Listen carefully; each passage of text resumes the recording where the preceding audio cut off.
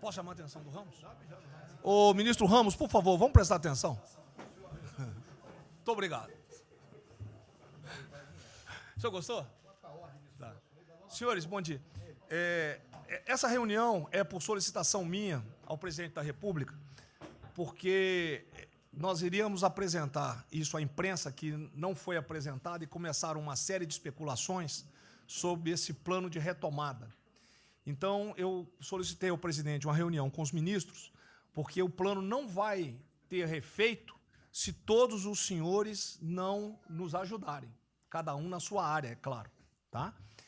Na hora que nós precisarmos das pessoas para a coordenação do plano, o Ministério que não colocar uma pessoa realmente que seja envolvida e tenha capacidade para poder coordenar e executar, esse Ministério vai ficar mais fraco e aí o plano todo fica meio capenga.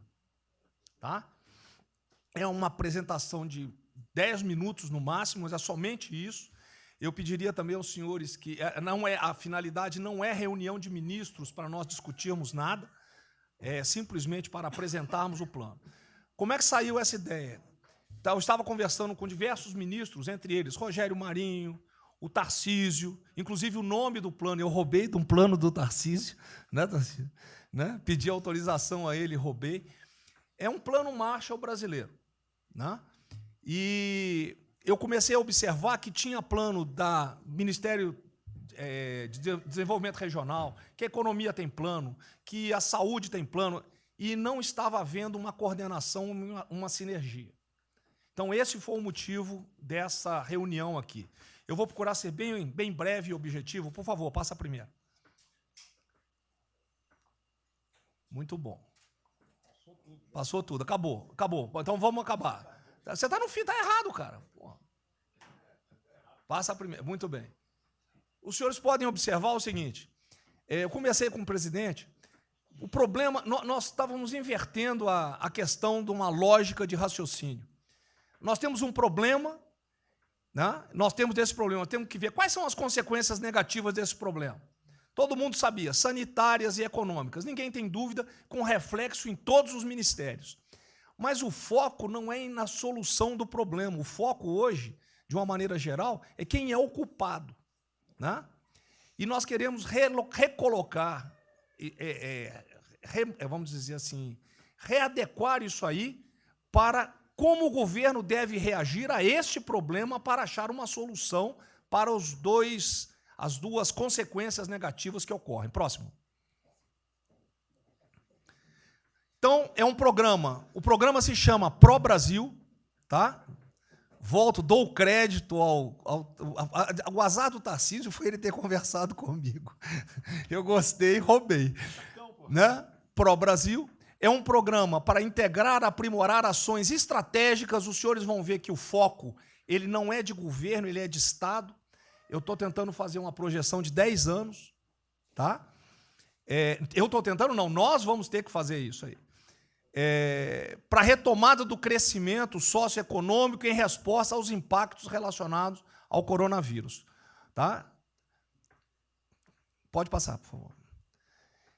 As dimensões do programa são essas aí. Ó, tá? Ele pega um modelo de governança, ele busca melhoria da produtividade, investimentos estruturantes e ações estratégicas do setor público. Vai. O programa se divide em duas etapas, ou duas partes.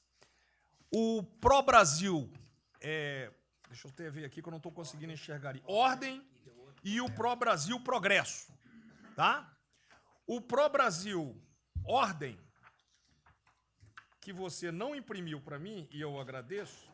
Ah, não, botou na página errada. Ele pega um arcabouço normativo, ele trata, essas são as medidas estruturantes dele. Vai ter que ter um arcabouço normativo, investimentos privados, segurança jurídica, jurídica e produtividade, melhoria no ambiente de negócios e mitigação dos impactos socioeconômicos. Na parte de investimento, ele foca em obras públicas, parcerias do setor privado. Esse programa também ele tem um foco na redução das desigualdades regionais. tá? Tem um foco na redução das desigualdades regionais. Ô, Cid, está com o dedo pé rápido aí. E... Só um segundo, por favor. Pode passar, por favor, Cid. Qual é a abrangência do programa? Os senhores podem observar que ele tem uma parte de infraestrutura, ele tem ações viabilizadoras e tem ações de apoio na lateral. Como é que é o nome mesmo? Facilitadoras. Então, observe, na infraestrutura, com foco particularmente nessas obras que estão paralisadas, esses investimentos que nós estamos perdendo, que estão paralisados. Ele pega infraestrutura de transporte e logística, desenvolvimento regional e cidades, pega energia, mineração, telecomunicações. No desenvolvimento produtivo, ele foca na indústria, agronegócio, serviços e turismo. Nas laterais, os senhores têm a parte de cidadania, capacitação, saúde, defesa, inteligência e segurança. Tem também cadeias digitais, indústria criativa e ciência. E nas viabilizadoras, que são transversais em toda a parte do programa, nós temos finanças e tributação, legislação e controle, meio ambiente e a parte institucional e internacional. Qual é por favor, o nosso time frame que nós estamos pensando aí? A estruturação do programa, eu preciso que os senhores... Nós vamos fazer uma reunião, como os senhores podem ver. É a primeira reunião do grupo de trabalho, tá? Com todos os ministérios envolvidos. Na sexta-feira agora, tá? Os senhores vão receber o horário. E aí nós teremos, de maio a julho, a estruturação do programa. De agosto a setembro, o detalhamento do projeto. A partir de outubro, implantação em larga escala, tendo um foco prioritário naquelas ações que têm uma resposta mais imediata. Porque o brasileiro é o seguinte, na hora que nós lançarmos o programa, eles vão começar a cobrar resultado. Né? Então, eu tenho que ter alguma resposta para o público. E a efetividade dos processos e monitoramento, na realidade, não está no final, ele está durante todo o processo. Tá? Passa mais um, Cid, por favor. Não, volta um. Aí. O horizonte do programa, se os senhores observarem, nós estamos pensando num horizonte, né, até 2020, na realidade, até 2030. Tá? Mas uma primeira fase dele, ele é faseado até o final desse primeiro governo, mas com um planejamento que prossiga nisso aí. Esse é o foco do que o trabalho que os grupos vão ter que apresentar. Tá ok? Pode passar a última, por favor.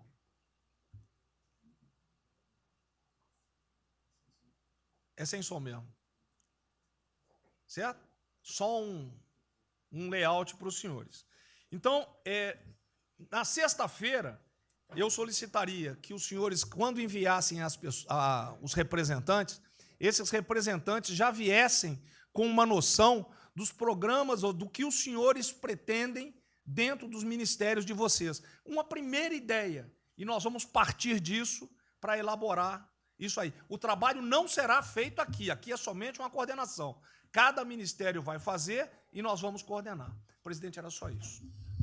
Vamos dar a palavra ao Paulo Guedes, que, com todo respeito aos demais, eu acho que é o ministro mais importante nessa missão aí. Eu queria fazer a primeira observação, é o seguinte, não chamem de plano Marshall, porque revela um despreparo enorme. Não, isso aqui foi só... Então, quando se falou em plano Marshall, Pro Brasil é um nome espetacular, 10.000. Plano Marshall é um desastre, porque revela despreparo nosso. Plano Marshall, por exemplo, os Estados Unidos podem fazer um plano Marshall para nos ajudar. A China deveria financiar um plano Marshall para ajudar todo mundo que foi atingido. Então, a primeira inadequação, a gente tem que tomar muito cuidado, é o seguinte, é o plano pró-Brasil. Não se fala plano Marshall porque é um desastre, vai revelar a falta de compreensão das coisas. A segunda coisa é o seguinte, é super bem-vinda essa iniciativa para nos integrarmos todos. Agora, não vamos nos iludir. A retomada do crescimento vem pelos investimentos privados, pelo turismo, pela abertura da economia, pelas reformas. Nós já estávamos crescendo. Voltar uma agenda de 30 anos atrás, que é investimentos públicos financiados pelo governo. Isso foi o que a Dilma fez 30 anos.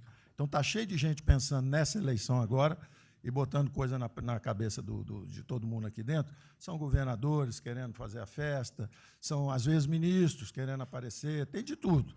E todo mundo vem aqui, vamos crescer, agora temos que crescer, tem que ter resposta imediata, porque o governo vai gastar. O governo quebrou. O governo quebrou em todos os níveis. Prefeitura, governador e governo federal. O que nós conseguimos fazer? Nós sinalizamos o contrário.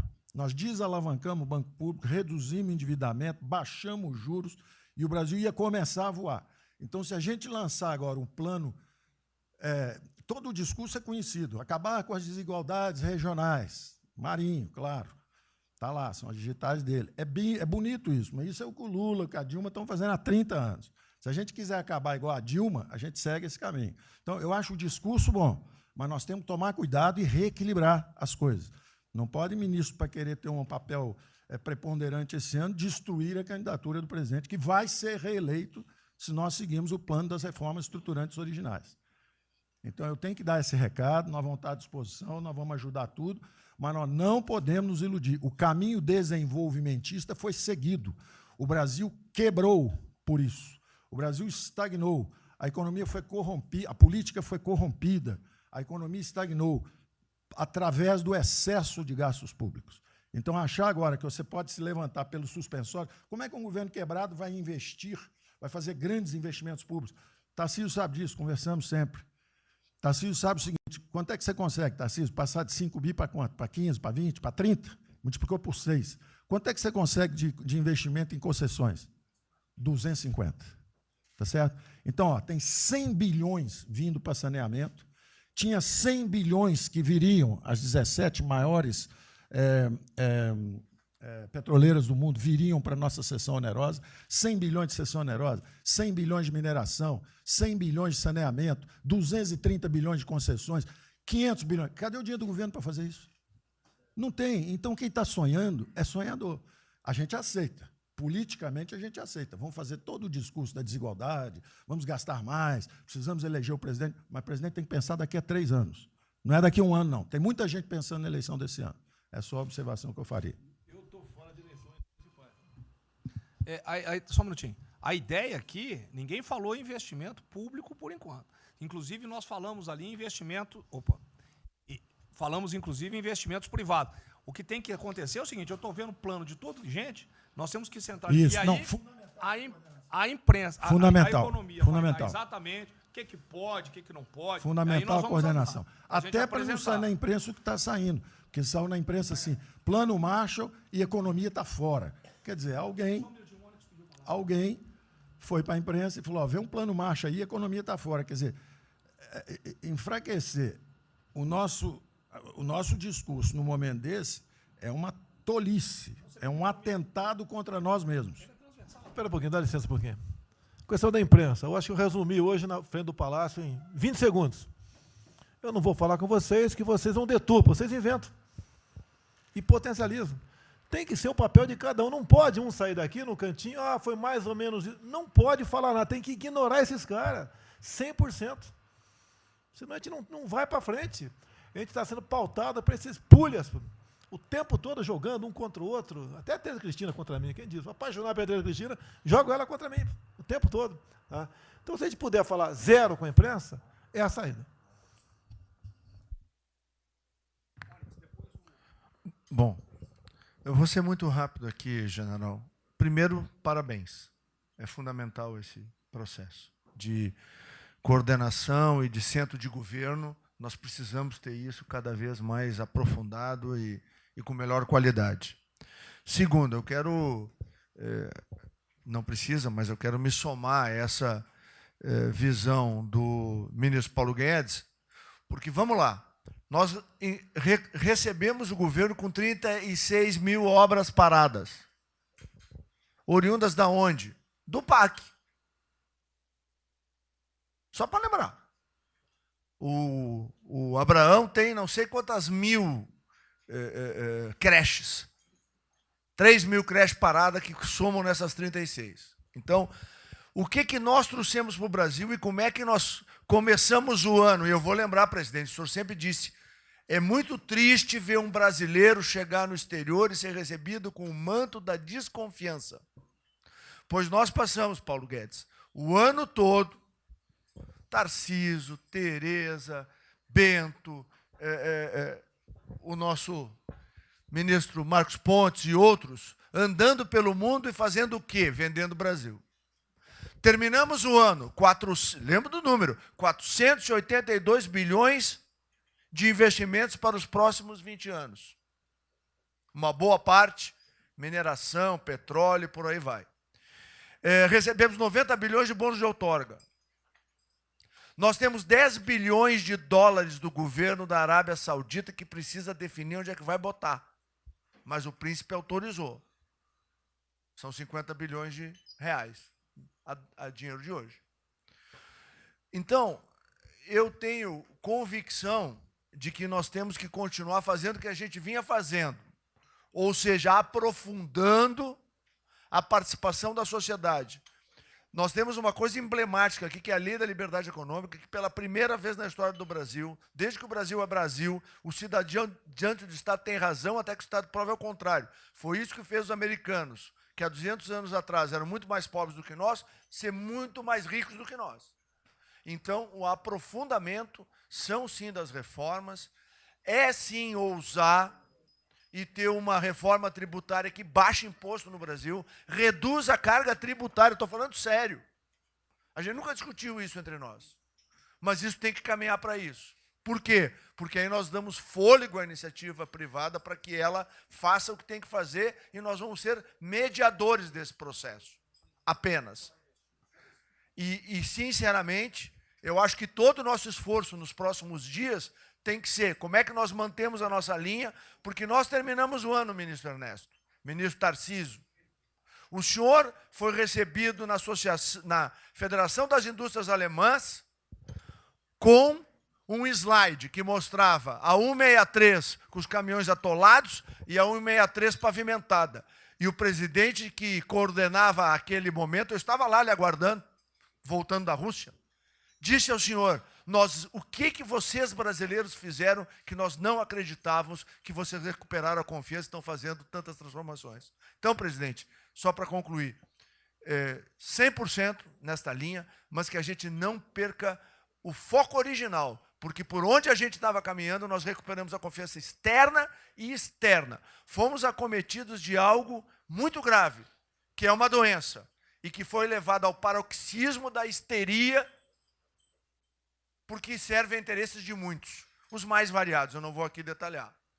Mas, sinceramente, temos que rapidamente voltar ao que nós estamos fazendo, porque nós estamos no caminho certo, e a prova disso é que todo mundo voltou a olhar o Brasil com respeito. Bom, eu vou partir do princípio que todos que estão aqui são bem intencionados e querem o bem do Brasil. Tá? Então, não acredito em teoria da conspiração, nem que ninguém quer solapar os alicerces da República, nem abalar a administração do presidente Bolsonaro. Pelo contrário. E quero lembrar a todos que não existem verdades absolutas. Por favor, vamos refletir. O que está acontecendo hoje no mundo não tem parâmetro nos últimos 100 anos. O que está acontecendo hoje no mundo vai permitir, de acordo com a FMI, foi a previsão de uma semana atrás, de uma diminuição de quase 3% do PIB mundial, e no caso do Brasil, de mais de 5%. Não tem paralelo. Em situações extraordinárias, remédios extraordinários de forma circunstancial. Isso não significa que nós tenhamos a necessidade de implantarmos uma política permanente. O ministro Braga Neto está, na sua apresentação, ele estabelece, inclusive, um limite temporal e deixa claro que é uma política de Estado. O que eu peço é que nós tenhamos aqui as mentes abertas e que os dogmas, quaisquer que sejam eles, presidente, sejam colocados de lado nesse momento. Porque os governos do mundo, certamente, têm a capacidade de entender o que está se passando. E eu tenho visto governos extremamente liberais preparando programas de reconstrução, levando em consideração a necessidade de que o Estado Nacional passe a ter um papel diferente como tomador de risco nesse momento em que há uma queda abrupta da liquidez. O ministro Onyx fala com muita propriedade da Arábia Saudita, dos 10 bilhões de dólares. É bom lembrar, está aqui o ministro Bento, que está se pagando para se retirar petróleo do mundo. Os países vão utilizar suas respectivas liquidez para resolver os seus problemas de infraestrutura e de retomada das suas economias. Nós temos que ter segurança jurídica, senhor presidente. Respeito a contratos, senhor presidente. Capacidade de alavancar recursos privados com a inversão de recursos públicos, sim. É bom lembrar que eu tenho ouvido falar, não sei se é verdade, depois a gente vai colocar na ponta do lápis, que a gente pode chegar a 600 bilhões de reais esse ano de ajuda a empresas e a pessoas físicas. Recursos do governo federal, fruto de endividamento do governo, desse governo, que vai terminar o ano com um déficit 4, 5, 6 vezes maior do que estava precificado no início do ano. Caiu um meteoro sobre as nossas cabeças. Então, por favor, nós não podemos começar uma discussão com verdades absolutas e com dogmas estabelecidos ao longo de 100 anos, em função de uma catástrofe que se abateu sobre o mundo, e os governos de todo o mundo estão se debruçando sobre o assunto, entendendo que muda o papel do Estado. Senhor presidente, é bom lembrar que, quando houve a unificação da Alemanha, eu acho que esse é um fato histórico irrefutável, o Estado alemão entendeu e fez um pacto de que haveria necessidade de investir em capital humano e infraestrutura na Alemanha Oriental para diminuir desigualdades regionais. E esse é um pacto do Brasil. Essa pode ser uma catástrofe que vai nos afundar, ou pode ser uma onda para a gente surfar, uma alavanca para recuperar o país. Todos os países do mundo estão submetidos ao mesmo processo. Vai depender da nossa capacidade de termos uma opção clara de que forma vamos sair desse problema. Se vamos gastar 600 bilhões de reais para resolver uma situação que é emergencial e todos reconhecemos que é necessária, de darmos segurança à população, no caso alimentar, para evitarmos o caos, para diminuirmos a mortandade das empresas, muito bem, está correto, essa é a boa direção. Por que não 5%, 6%, 7% desse total, 10% desse total, em obras de infraestrutura? Por que não termos a capacidade de alavancarmos o emprego no momento em que a retomada, todos os economistas aqui reconhecem, vai ser muito lenta? Bom, eu só estou falando isso, presidente, para que nós possamos ter essa discussão sem dogmas, sem verdades absolutas, sem a preocupação de que as coisas continuam como eram antes. Não são como eram antes, aqui e no mundo inteiro. Era isso, senhor presidente.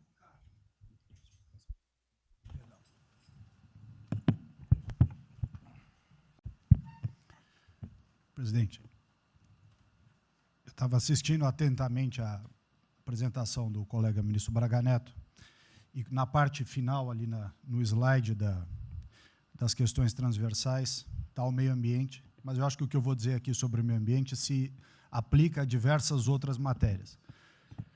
Nós temos a possibilidade, nesse momento que a atenção da imprensa está voltada quase que exclusivamente para o Covid e daqui a pouco para a Amazônia, o general Mourão tem feito aí os trabalhos preparatórios para que a gente possa entrar nesse assunto da Amazônia um pouco mais calçado, mas não é isso que eu quero falar.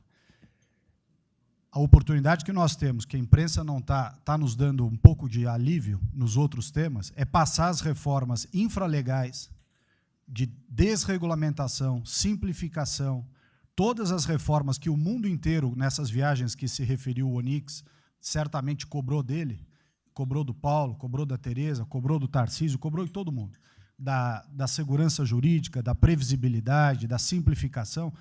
Essa grande parte dessa matéria ela se dá em portarias e normas dos ministérios que aqui estão, inclusive o de meio ambiente. e que são muito difíceis, e nesse aspecto acho que o meio ambiente é o mais difícil de passar qualquer mudança infralegal em termos de instrução normativa e portaria, porque tudo que a gente faz é pau no judiciário, no dia seguinte. Então, para isso precisa ter um esforço nosso aqui, enquanto estamos nesse momento de tranquilidade no aspecto de cobertura de imprensa, porque só fala de Covid, e ir passando a boiada, e mudando todo o regramento, e simplificando normas, de IFAM, de Ministério da Agricultura, de Ministério do Meio Ambiente, de Ministério disso, de Ministério daquilo. Agora é a hora de unir esforços para dar de baseada a simplificação de regulatório que nós precisamos, em todos os aspectos. E deixar a AGU, o André não está aí, né? E deixar a AGU de stand-by para cada pau que tiver, porque vai ter. Essa semana mesmo nós assinamos uma medida a pedido do Ministério da Agricultura, que foi a simplificação da lei da Mata Atlântica para usar o Código Florestal. Hoje já está nos jornais dizendo que vão entrar com ações judiciais e ação civil pública no Brasil inteiro contra a medida. Então, para isso, nós temos que estar com a artilharia da AGU preparada para cada linha que a gente avança ter uma coisa. Mas tem uma lista enorme em todos os ministérios que têm papel regulatório aqui para simplificar. Não precisamos de Congresso. Porque coisa que precisa de Congresso também, nesse fuzuê que está aí, não vamos conseguir aprovar. Agora tem um monte de coisa que é só parecer, caneta. Parecer, caneta. Sem parecer também não tem caneta, porque dar canetada sem parecer é cana. Então, isso aí vale muito a pena. A gente tem um espaço enorme para fazer. E, enfim, acho que essa é uma questão importante que estava aí nos slides, Braga Neto, que... Isso, exatamente. Só o senhor entender o seguinte, isso aqui é coordenação dos planos que eu sei que todos estão fazendo. Tá? É coordenação. O que vai ser possível executar ou não, vamos entrar naquelas...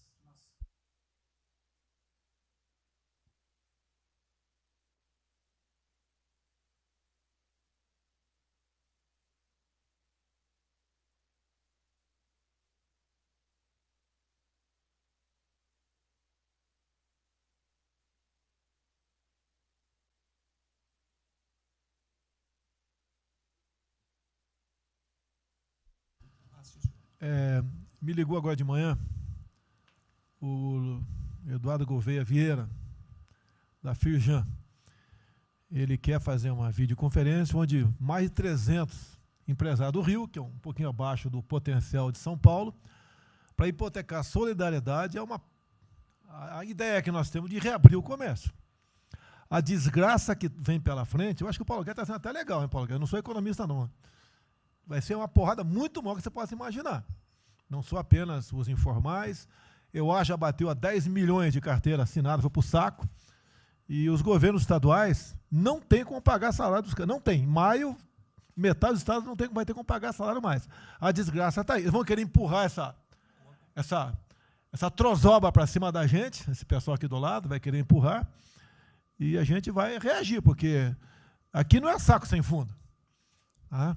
Então, essa preocupação vamos ter. Paralelamente a isso, tem o AB da vida, enchendo o saco do Supremo, para abrir o processo de impeachment, porque eu não apresentei meu exame de vírus, essas frescuradas todas, que todo mundo tem que estar ligado. Não é apenas cuidar do seu ministério, nessas questões que estamos tratando aqui, é tratar da questão política também. Tá certo? Então, essa preocupação temos que ter, porque a luta pelo poder continua, a todo vapor. E sem neurose da minha parte. Tá? O campo fértil para aparecer uns porcaria aí, né? Levantando aquela bandeira do povo ao meu lado, não custa nada. E o terreno fértil é isso, desemprego, caos, miséria, desordem social e outras coisas mais. Então, essa preocupação todos devem ter. Né? Não é, tá bom, o Ministério fatura, deu merda no colo do presidente. Não pode ser assim. Hoje eu vi o Magno Malta me defendendo. O Magno Malta, desculpa aí, foi tratado lá atrás para ser vice. Depois ele resolveu não ser, tudo bem. Depois foi tratado para ser ministro, tudo bem. Agora, politicamente, ele nunca me deu uma alfinetada e sempre está defendendo, com os problemas que ele tem. Então, não é o ministro ir de peito aberto e entrar no covil dos leões. Mas não pode. né? Por exemplo, quando se fala em possível impeachment, ação no Supremo, baseado em filigranas, eu vou em qualquer lugar do território nacional. Ponto final. O dia que for proibido de ir para qualquer lugar do Brasil, pelo Supremo, acabou o mandato. E espero que eles não decidam, ou ele, né, monocraticamente, querer tomar certas medidas, que daí nós vamos ter uma crise política de verdade. E eu não vou meter o rabo no meio das pernas. Isso, zero. Certo?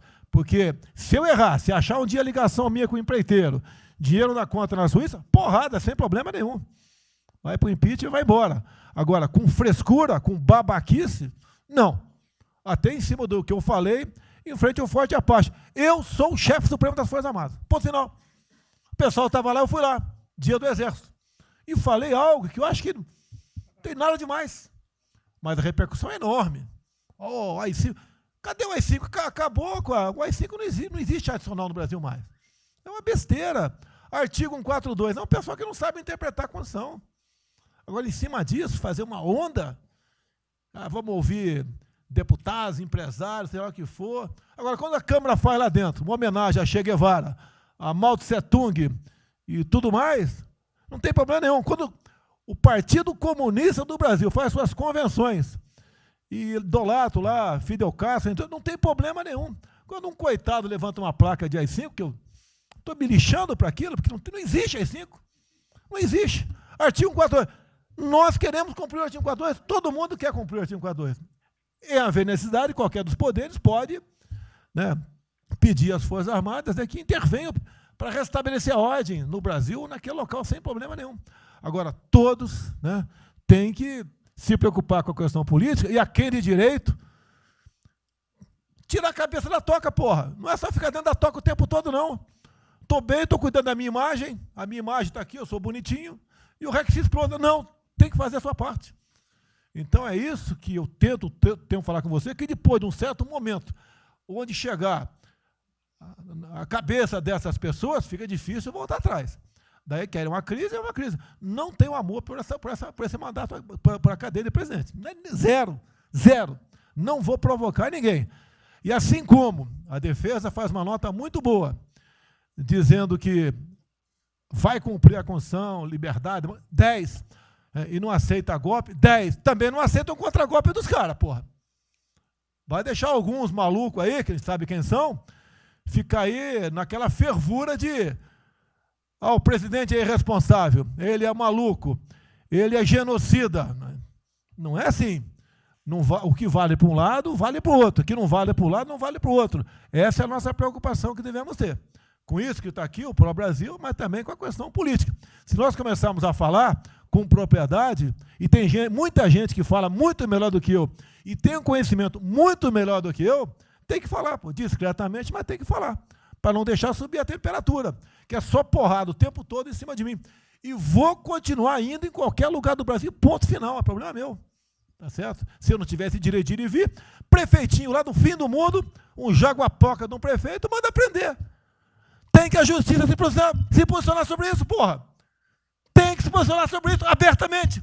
Não admitimos prisão por parte de prefeitos e o decreto. Tem que falar, não é ficar quieto. E aquele direito aqui, e todos os ministros têm que falar isso aí, não é só a justiça. Todos têm que falar. Não é ficar, toca o barco não e vamos em frente. Tá? Então é isso que eu apelo a vocês, pô. Essa preocupação, acordem para a política e se exponham. Afinal de contas, o governo não só.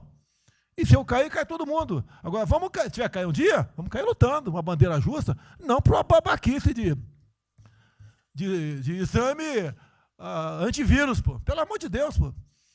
Tá? Eu, até já bem claro, de uns 8 anos para cá, quando pedia farmácia de manipulação, um remédio qualquer, eu falava com o médico.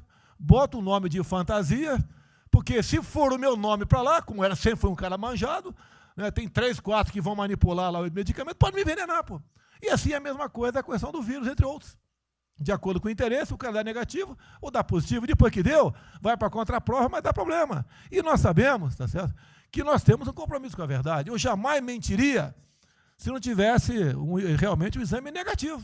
Jamais o emitir é negativo e deu positivo, vice-versa. Jamais. A verdade é acima de tudo. Então, é o apelo que eu faço a todos que se preocupem com política para não ser surpreendido. E eu não vou esperar o barco começar a afundar para tirar água.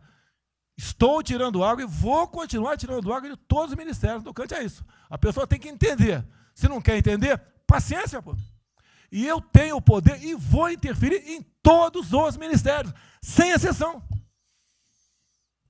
Nos bancos eu falo com o Paulo Guedes, se tiver que interferir. Nunca tive problema com zero problema com o Paulo Guedes. Agora, os demais, vou.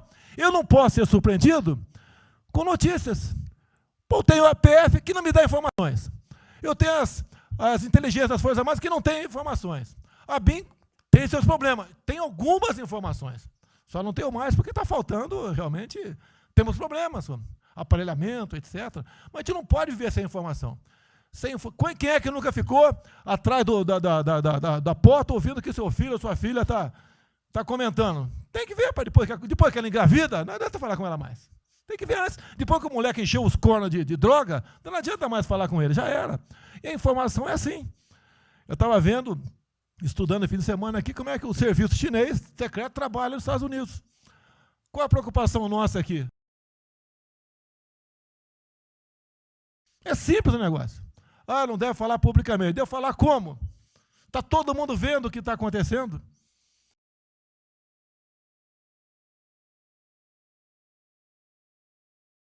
Tudo bem. Tá. Você tira do porra, tu não tira. É uma realidade. Não adianta esconder mais, tapar o sol com a peneira. Em alguns ministérios, tem gente deles plantada aqui dentro. Então não quer brigar. Zero briga. Precisamos dele para vender? Sim, eles precisam também de nós. Porque se não precisasse, não estariam comprando a soja da gente, não. Precisam. E é um negócio, pô. E devemos aliar com quem tem alguma afinidade conosco, para a gente poder fazer valer a nossa vontade naquele momento. Não adianta se esconder aqui, depois tem um problema, daí liga para o tio, e fala, pô, cara, você me ignorou até hoje? Você só não me chamou de imperialista, igual a esquerdalha e o FHC falava no passado. No resto, agora não dá mais. Então, essa é a preocupação que temos que ter, a questão estratégica, que não estamos tendo. E me desculpe, o serviço de informações nosso, todos, são uma vergonha, que eu não sou informado. E não dá para trabalhar assim, fica difícil. Por isso, vou interferir. E ponto final, pô. Não é ameaça, não é uma extrapolação da minha parte, é uma verdade. Como eu falei, né? Dei os ministérios para os senhores, o poder de veto. Mudou agora, tem que mudar, pô. E eu quero realmente governar o Brasil. Nós precisamos de todos aqui, como disse o Marinho, né? Aqui é o mesmo barco. Se alguém cavar no porão aqui, vai todo mundo para o saco aqui, vai todo mundo morrer afogado. Então é isso que a gente precisa, é pensar além do que tem que fazer internamente aqui. Quando explodiu o Inmetro, eu conversei com o Paulo Guedes. Desculpa a linguagem, é uma putaria o Inmetro. Trocar tacógrafo, tocar taxímetro, botar chip na bomba de combustível, putaria, igualzinho a tomar 3 pinos. Está muito bem agora, a imprensa enfiou porrada. Botou um coronel formado pelo IME. Não ia botar um coronel sem uma formação. Tá?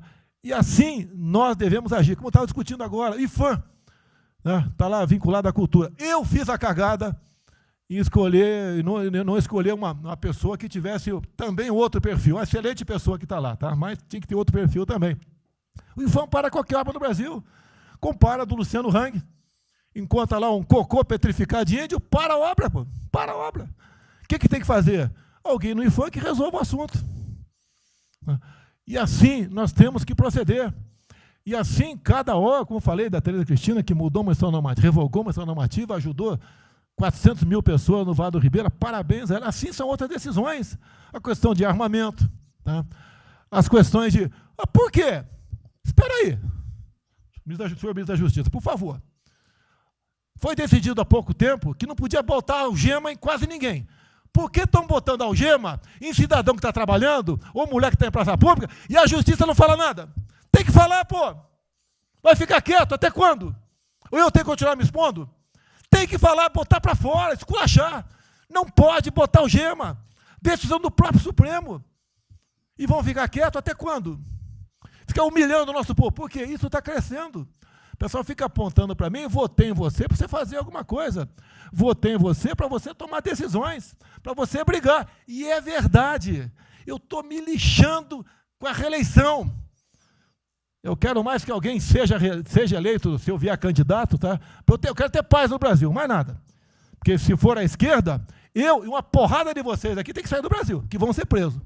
E eu tenho certeza que vão me condenar por homofobia. 8 anos por homofobia. Daí inventam o racismo, como inventaram agora para o Von Traub. Desculpa o desabafo. Puta que eu pariu. O Von Traub pode ter falado a maior merda do mundo, mas racista?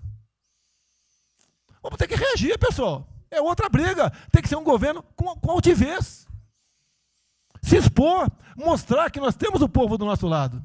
Que nós somos submissos ao povo. Nós queremos realmente, é como disse, se não me engano, Margaret Thatcher, né? Ou Reagan, não sei, para ser conduzido pela porra brasileira, e ponto final. Onde o povo está, vamos estar junto. Eu não convidei ninguém para ir para frente do Forte Apache. Ninguém, zero. Estava na casa do meu filho, fiquei sabendo, vou para lá. A imprensa está falando agora que, não sei, 2 ministros militares aí não aceitaram o meu convite. O dia que ou eu convido o ministro para o churrasquinho em casa, eu pago uma missão. Tá, não sei, eu pago uma missão. Se a missão for absurda, o ministro falou, tchau, estou fora. Tá certo? Ou vai e fica puto, mas vai, pô. E jamais eu vou pagar uma missão escrota para quem quer que seja. Nem no quartel fazer isso com recruta, nem no quartel. Tá certo? Quem dirá o nosso convívio aqui, que é muito bom, partir para essa linha. Não estamos em desespero, nós estamos bem. Não somos acusados de desvio, de corrupção, nada, está zero. Temos problema pela frente, vamos tentar solucionar. Eu tenho conversado com vários ministros. E vamos solucionar, porque o destino do Brasil está na mão desse grupo privilegiado que está aqui. Eu não seria nada sem vocês. Vocês não seriam ministros sem eu. Duvido, dificilmente alguém ia ser ministro tivesse uma Haddad aqui, eu duvido. Poderia aceitar por alguns dias, né? Depois ver a sacanagem que ia ser, não ia ser diferente do que foi os 2 anos anteriores do PT, né? Ia pedir para sair. Então, um apelo para vocês, todo mundo se preocupa com o futuro do Brasil, com a questão política. Criticar um ato de uma pessoa ou outra não é criticar o Congresso ou de criticar o Supremo Tribunal Federal.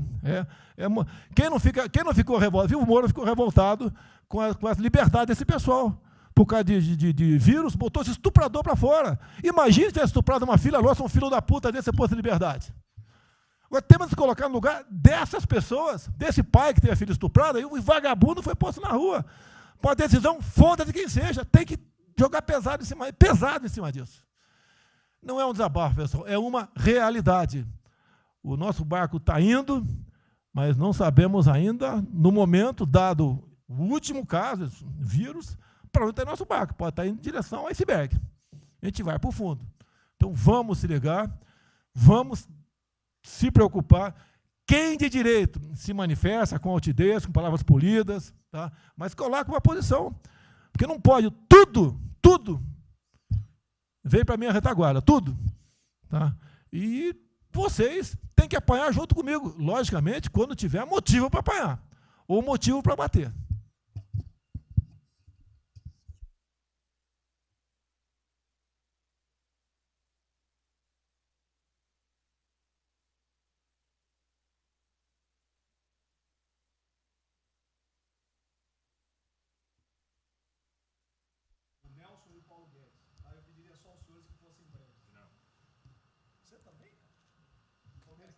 Ele quer cobrar os royalties desse programa aí. Depois do Não, bem, a primeira questão do plano ali que foi apresentado, fica aqui o registro do meu elogio, certo que ele tem que ser preenchido aí nos detalhes, existem as questões econômicas a ser resolvidas lá pelo Ministério da Economia, a ser trabalhado também com as outras áreas econômicas. Só faria uma sugestão aqui, ministro, se pudesse colocar desde logo, em algum momento desse plano, alguma referência importante também à segurança pública e a controle da corrupção. Foram 2 temas centrais, né, nas últimas eleições, e são 2 temas que, embora, é claro que o plano vai ficar sujeito aí ao detalhamento necessário, mas acho que é importante ter uma referência inicial para não parecer que nós estamos descurando desses aspectos específicos. Nós não entramos em detalhes, porque isso aqui Isso aí, para mim, viria no detalhamento do Ministério. Mas eu acho que politicamente cabe. Não, sim, sim. Não, eu entendo que cabe no detalhamento, mas acho que uma referência, né, seria interessante. A gente tem que apontar também que ou foi uma vitória do governo, do presidente. Ano passado houve uma queda expressiva desses principais indicadores criminais. Isso, embora seja mais vinculado com a questão da vida e segurança das pessoas, também é um fator importante para o investimento econômico, para atrair, melhorar o ambiente econômico. E o controle da corrupção também é pressuposto, né? Então, faria exclusivamente essa sugestão específica.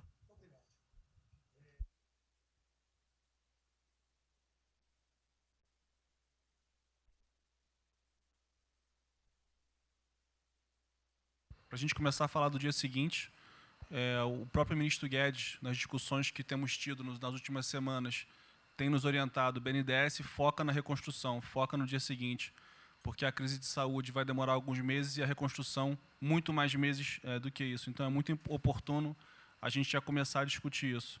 Segundo, aqui eu subscrevo as palavras do ministro Salles. O que a gente tem observado nos projetos e concessões e etc., uma parte crítica a essa legislação ou funcionamento da máquina pública. É um momento muito oportuno para a gente aproveitar isso, e isso faz uma baita diferença no preço de um projeto, na velocidade, faz muita diferença. Então, subscrevo aqui as palavras do ministro Salles. E, por último, ministro, quando eu assumi o banco em julho, o banco estava montado como uma fábrica de empréstimo, e o banco, durante 15 anos, foi uma fábrica de empréstimo. De julho até hoje, a gente fez uma reestruturação completa no banco, montando o que eu acredito hoje ser já o maior banco de investimento do Brasil em pessoas, e um banco de investimento de serviços focado em planejamentos econômicos setoriais e estruturação de projetos. Tá? O banco já está atuando dessa forma. Temos um vasto conhecimento setorial, um vasto conhecimento de planejamento, já está rodando a contento. E esse BNDES de hoje se parece muito mais com o BNDES de 20 anos atrás, que era o BNDES que planejava e estruturava esses projetos para o Brasil. Então, eu queria colocar aqui à sua disposição, que nos use, estamos a serviço. Então, o que o senhor achar adequado e razoável, tanto no fornecimento de informações, mas como também nesse planejamento, na coordenação, temos já um modus operandi, uma estrutura que é plug and play. Se o senhor quiser usar, já está pronta para rodar para esse tipo de mapeamento e estruturação de projeto. Então, por favor, sinta-se bem à vontade de nos usar integralmente aqui na coordenação desse projeto, caso o senhor entenda adequado. Tá?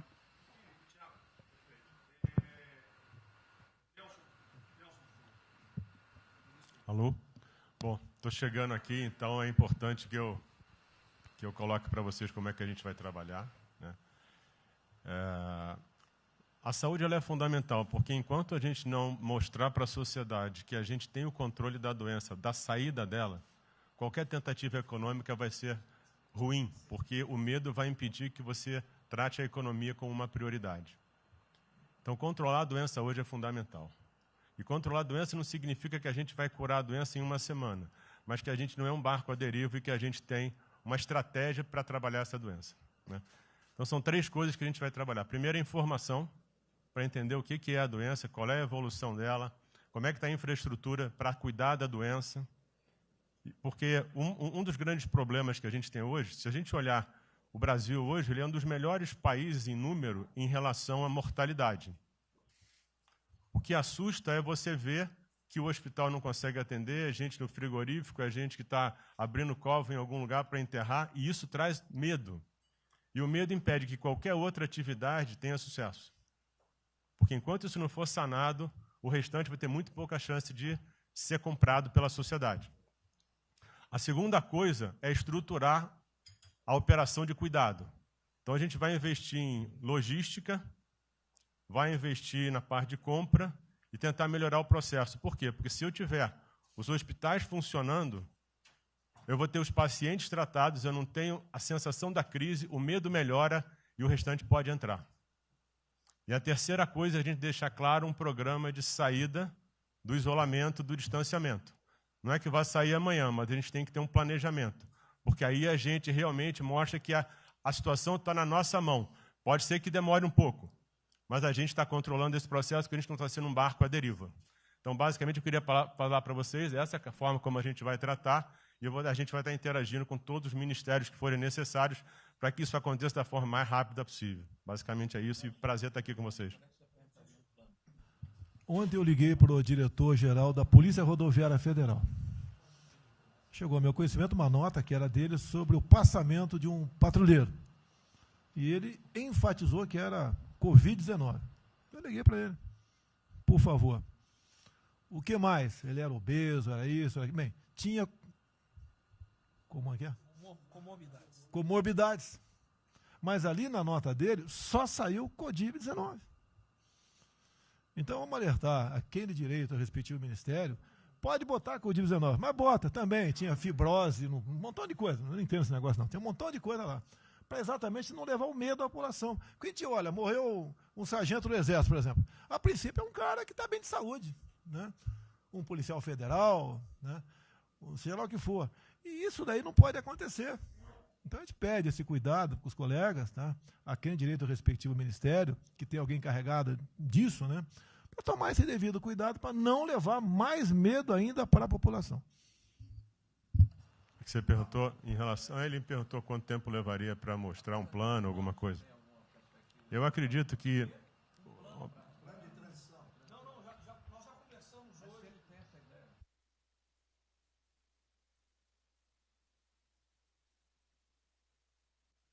a gente está trazendo um reforço para poder acelerar esse processo, porque, na verdade, a gente está correndo contra o tempo.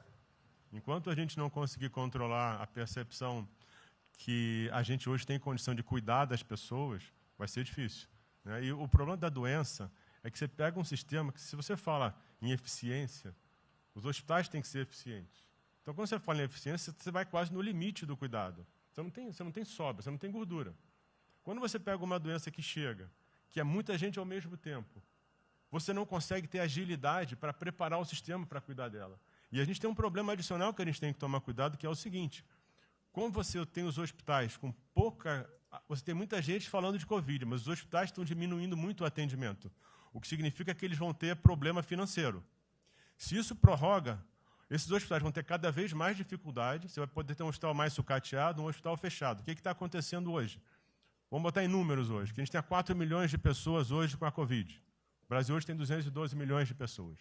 Tem 208 milhões que não estão tendo a atenção necessária.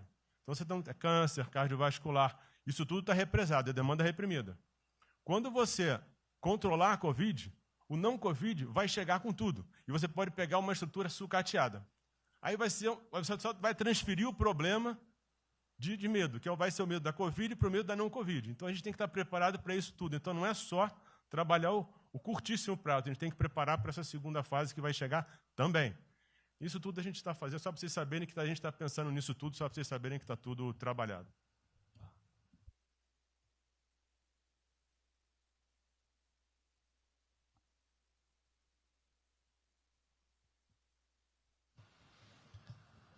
Só para louvar a iniciativa, acho que é importante essa coordenação da Casa Civil. Tenho certeza que é o que a sociedade... A sociedade espera isso de nós. A boa notícia é que a gente vem conversando com os investidores, eles estão interessados no nosso programa de concessão. É claro que a gente vai ter que ajustar alguma coisa nos projetos em função da percepção do nível de risco, e a gente vai fazer isso calibrando taxa de retorno, monitorando melhor agora a questão da demanda, né, reestimando demanda nos projetos, mas a gente tem certeza que os projetos vão sair. Qual o cuidado que a gente tem que ter? A gente fala em 250 bi de investimentos, só que concessão funciona o seguinte: o que a gente contratar agora vai gerar investimento em 2023, 2024. Não é imediato. E a gente vai precisar de fazer alguma coisa imediata. E aí tem que ter a inteligência, porque também não adianta.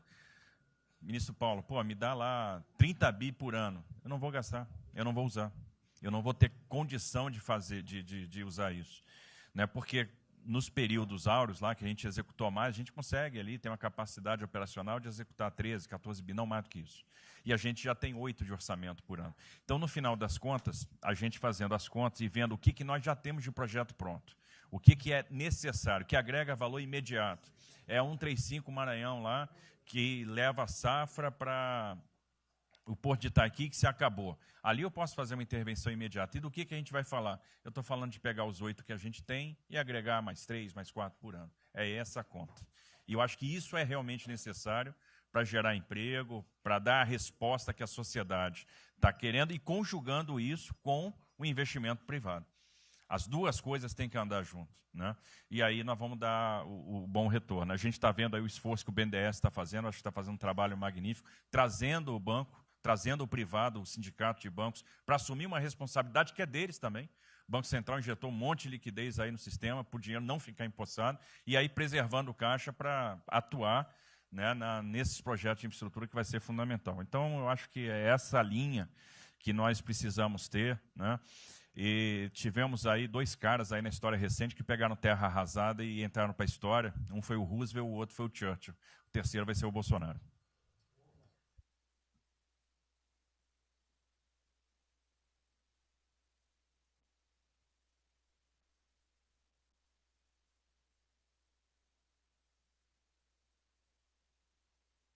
São só 5 pontos muito rápidos. Primeiro, presidente, o maior programa da história do mundo de inclusão social, digital, que nós estamos fazendo nesse governo, pessoas que tomavam dinheiro a 25% ao mês. Quer dizer, todos os ladrões lá, PT, PMDB, PSDB, aquela ladroagem toda, 25% ao mês. E ninguém se indigna. Esse governo que se indignou, o governo dos liberais. Então, assim, acho que a gente está com um problema de narrativa. Hoje de manhã, por exemplo, o pessoal da Band queria dinheiro. O ponto é o seguinte, vai ou não vai dar dinheiro para Bandeirantes? Ah, não vai dar dinheiro para Bandeirantes? Passei meia hora levando porrada, mas repliquei. E falei, olha, vocês estão em casa? Eu tenho 30 mil funcionários na rua. Não tem esse negócio, essa frescurada de home office. Eu já visitei 15 agências. E você em casa? Aí o pessoal ficou um pouco mais calmo. Quer dizer, eu posso ter 30 mil brasileiros nas agências lá. Sabe quantas pessoas a Caixa está pagando hoje? 7 milhões de pessoas. E todo mundo em home office. Que porcaria é essa? Desculpa o meu ponto, presidente. Quando o senhor falou, pô, eu vou me emocionar. O Luiz Lima, que nadou com meu pai, foi atleta olímpico, teve a esposa e a filha de 14 anos presa ontem, num camburão. Que porra é essa? Desculpa. Que porra é essa? O cara vai pro camburão com a filha. Se fosse eu, ia pegar minhas 15 armas e ia dar uma... Eu ia morrer. Porque se a minha filha fosse pro camburão, eu ia matar ou morrer. Que isso? Estava nadando, é uma atleta olímpica. Você tira a pessoa está nadando com 14 anos. Eu tenho uma filha, Maria, de 14 anos. Se a minha filha fosse para o camburão, ou eu matava ou eu morria. Que isso? E a esposa do Luiz Lima nem usou o fato de ser esposa de um deputado federal. Mas ela assim, foi calado e saiu calado. E aquele governador roubando para a direita, para tudo quanto é lado. Então o governador rouba, aí ele sai prendendo todo mundo e fica tudo isso por isso mesmo. Aí a gente faz o maior programa da história da humanidade de inclusão de pessoas que recebiam 25% ao mês, cobravam. PSDB, PT, PMDB, aquele grupo todo. Na hora de privatizar, todo mundo, porra, com 200 milhões, 300 milhões, porra. Tem vice-presidente da Caixa que eu expulsei, dos 120, 105 eu tirei. E se o senhor precisar, obviamente, o meu chefe é o ministro Paulo Guedes, ele decide. Não tem problema. Inclusive, porque o que acontece é o seguinte, se roubar, eu vou ligar para o ministro Moro para prender. Agora, se precisar de uma diretoria, não sei o quê, desde que sejam honestos, o ministro Paulo Guedes é que decide, etc. Mas dos 120, eu tirei 105. E na Caixa não tem desonestidade, até onde eu saiba. Mas, assim, eu acho que a gente está levando muita porrada, presidente. E, de novo, não estou dizendo de ninguém daqui, não, só leva porrada. Agora, tem um limite. Desculpa, todo lugar que eu vou, as pessoas normalmente são educadas. Mas a paciência chega num limite, obviamente não dessa maneira, eu acho que tem um ponto. Nós estamos emprestando 154 bilhões de reais, mas só um ponto que eu acho importante, Tarcísio é super meu amigo e ele é muito esperto. Qual que é o grande ponto que a gente tem que evitar? O cara que está quebrado, já estava quebrado antes e que é a nossa molezinha. Então, assim, claramente tem que ajudar e eu concordo. Tanto que nós emprestamos 43 bilhões de reais para o segmento imobiliário. 1,5 milhão de pessoas deixaram de ser demitidas. Agora, não é para todo mundo, não. Aquela empresa que já estava quebrada antes, por que a gente vai dar molezinha? Então, este ajuste fino é importante, os bancos têm que fazer. Por quê? Último ponto que eu falo. Já estou sendo processado também, vamos nós dois juntos para a cadeia, por causa do auxílio emergencial. Sabe o que tem? Tem gente do TCU dizendo que a gente está ganhando muito e tem gente dizendo que a gente está ganhando pouco. Ferrou.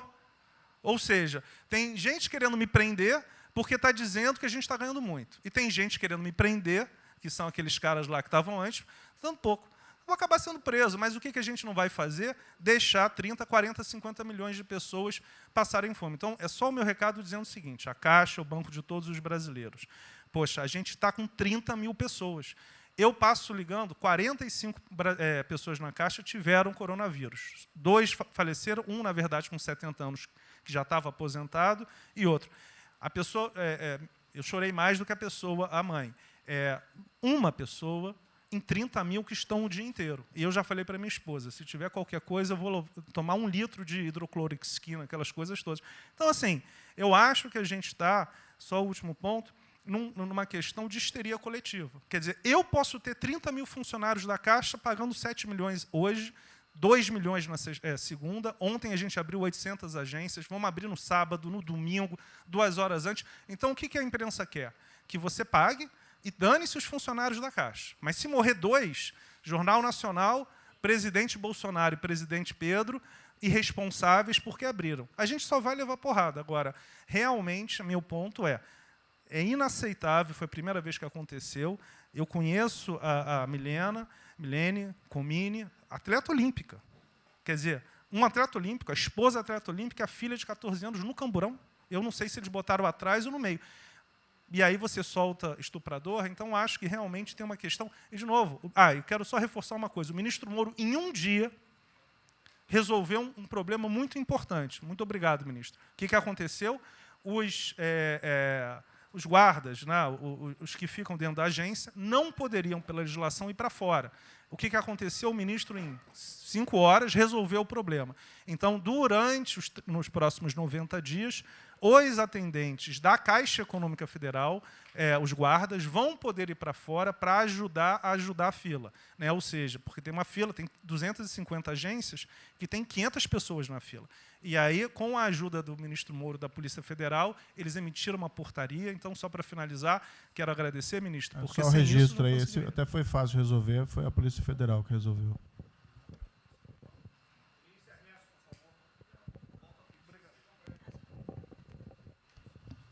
Obrigado, ministro. Rapidamente, sobre o plano. A dimensão internacional do plano, evidentemente, é fundamental, já está ali contemplada.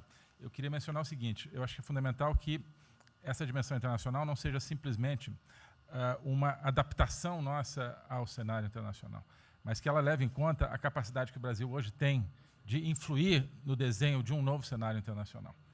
Eu estou cada vez mais convencido de que o Brasil tem hoje as condições, tem a oportunidade de se sentar na mesa de 4, 5, 6 países que vão definir a nova ordem mundial.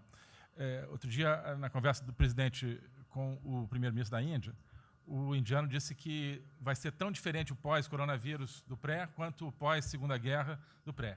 E eu acho que é verdade. E assim como houve um Conselho de Segurança que definiu a ordem mundial, 5 países depois da Segunda Guerra, vai haver uma espécie de novo Conselho de Segurança, e nós temos, dessa vez, a oportunidade de estar nele e acreditar na possibilidade do Brasil influenciar e ajudar a formatar um novo cenário. E esse cenário, eu acho que ele tem que levar em conta o seguinte, estamos aí revendo os últimos 30 anos de globalização, vai haver uma nova globalização. O que aconteceu nesses 30 anos? Foi uma globalização cega para o tema dos valores, para o tema da democracia e da liberdade. Foi uma globalização que, a gente está vendo agora, criou um modelo onde, no centro da economia internacional, está um país que não é democrático, que não respeita direitos humanos, etc. Né? Essa nova globalização, acho que não pode ser cega. Né? Tem que ser uma globalização, tem que ser uma estrutura que leve em conta, claro, a dimensão econômica, mas também essa dimensão da liberdade, dos valores. E, da mesma maneira, acho que o plano está apontando para isso, na nossa dimensão nacional, também não pode ser um plano cego para essas dimensões daquilo que nos traz, né, que traz o projeto do presidente, que é não simplesmente a eficiência, a pujança, o crescimento econômico, mas a liberdade, o combate à corrupção, a reinvenção de um Brasil livre dessas mazelas que nós conhecemos. Obrigado.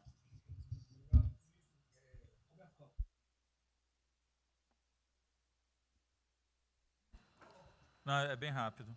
É só vou voltar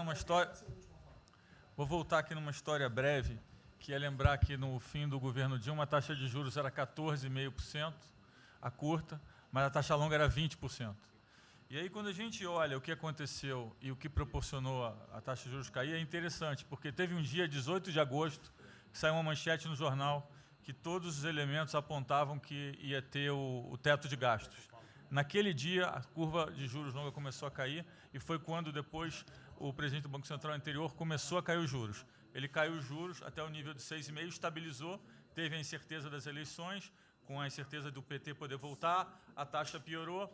Depois, curiosamente, quando o mercado entendeu que ia ter a Previdência, foi quando abriu espaço para cortar os juros novamente. Então, a razão dos juros ter ido de 14,5%, ou 15% ou 20% para o que está hoje foi o fato da sociedade, do mercado, ter entendido que o governo ia ter disciplina em relação às contas públicas. Isso a gente não pode esquecer. Tá? Se me permite, Roberto, então você está dizendo aí que não só a Selic, bem como a taxa longa, nós devemos basicamente a PEC do teto, é isso? Isso. Okay. Estou dizendo exatamente isso. E depois também a Previdência. Então, dito isso, eu acho que é importante a gente passar essa mensagem. Um outro tema só, aí em relação ao plano, 3 pontos só que eu acho importante. A gente tem feito reuniões entre os banqueiros centrais de vários países do mundo quase todas as semanas. E eu acho que tem 3 pontos que são importantes. Primeiro, existe um consenso hoje que o mundo privado está com muito medo de tomar risco. Então, que não vai ter como ter uma saída rápida sem que o governo não entre de alguma forma tomando risco, porque o mundo privado está com medo de tomar risco pelo fator medo, que é o fator que o doutor mencionou, que eu acho que é muito importante. Se amanhã você permitir todo mundo ir no estádio de futebol ver um jogo, será que todo mundo vai sair de casa e vai? Qual é o fator medo? E o fator medo é interessante, porque quanto mais informação você tem, mais medo você tem, porque a mídia joga medo. Então, você tem hoje uma classe mais alta que tem mais medo que a classe mais baixa, exatamente porque eles têm mais acesso à informação e a informação é enviesada.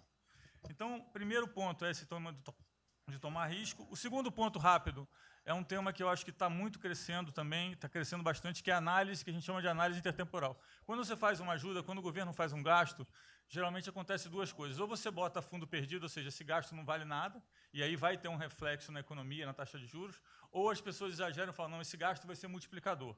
Provavelmente não é nenhuma coisa nem outra. O que eu acho que falta de analisar os gastos do governo é o quanto desse gasto que eu recupero lá na frente, via preservar emprego, via manter uma empresa viva que ia morrer. Então, eu acho que falta análise completa do gasto. O gasto nunca é fundo perdido. Também ele nunca é muito multiplicador, ele é um meio do caminho entre uma coisa e outra.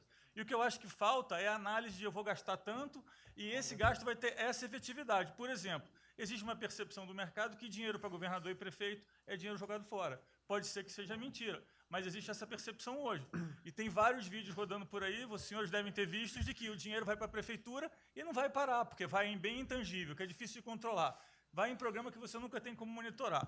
Então, acho que é importante esse tema de fazer essa análise intertemporal, de ver realmente qual é a eficiência do gasto. E, por último, último ponto, conversando com investidores, a gente tem feito isso, inclusive nós fizemos uma conversa, 2 bancos centrais com investidores, inclusive de infraestrutura, e o problema principal que aparece em toda a conversa no Brasil, do investidor privado, é que, no passado, toda vez que o investidor privado entrou, teve muita sacanagem. O tema da governança é super importante. Então, eu estava conversando com o Marinho, a coisa mais importante desse projeto, na minha opinião, é garantir que a governança é boa. Para o investidor privado ter certeza que ele vai estar junto com o governo, ou ele vai estar em grande parte tomando risco, às vezes o governo vai tomar um pouquinho, mas que é uma coisa que ele não precisa se preocupar na frente com a governança. E o jeito de melhorar a governança é colocar agentes internacionais que fazem governança mundial. A gente conversou um pouco sobre isso, é só isso. Obrigado. Obrigado. Ministra Damares, por favor. Perdão, Marcelo já falou? Não. Não. Ministra Damares. Ministro, parabéns pela ideia, mas eu preciso lembrar e e eu preciso fazer sempre isso para que a gente não perca o foco, a questão de valores, ministro. Esse governo tem o pilar dos valores. Não se pode construir nada neste governo sem a gente trazer valores. Nós estamos sabendo, e a gente está falando o tempo todo, que nós não seremos mais os mesmos depois dessa pandemia. O mundo não será mais o mesmo, nós não seremos mais o mesmo, e nós vamos ter que fazer uma revisão de políticas públicas no mundo todo e no Brasil.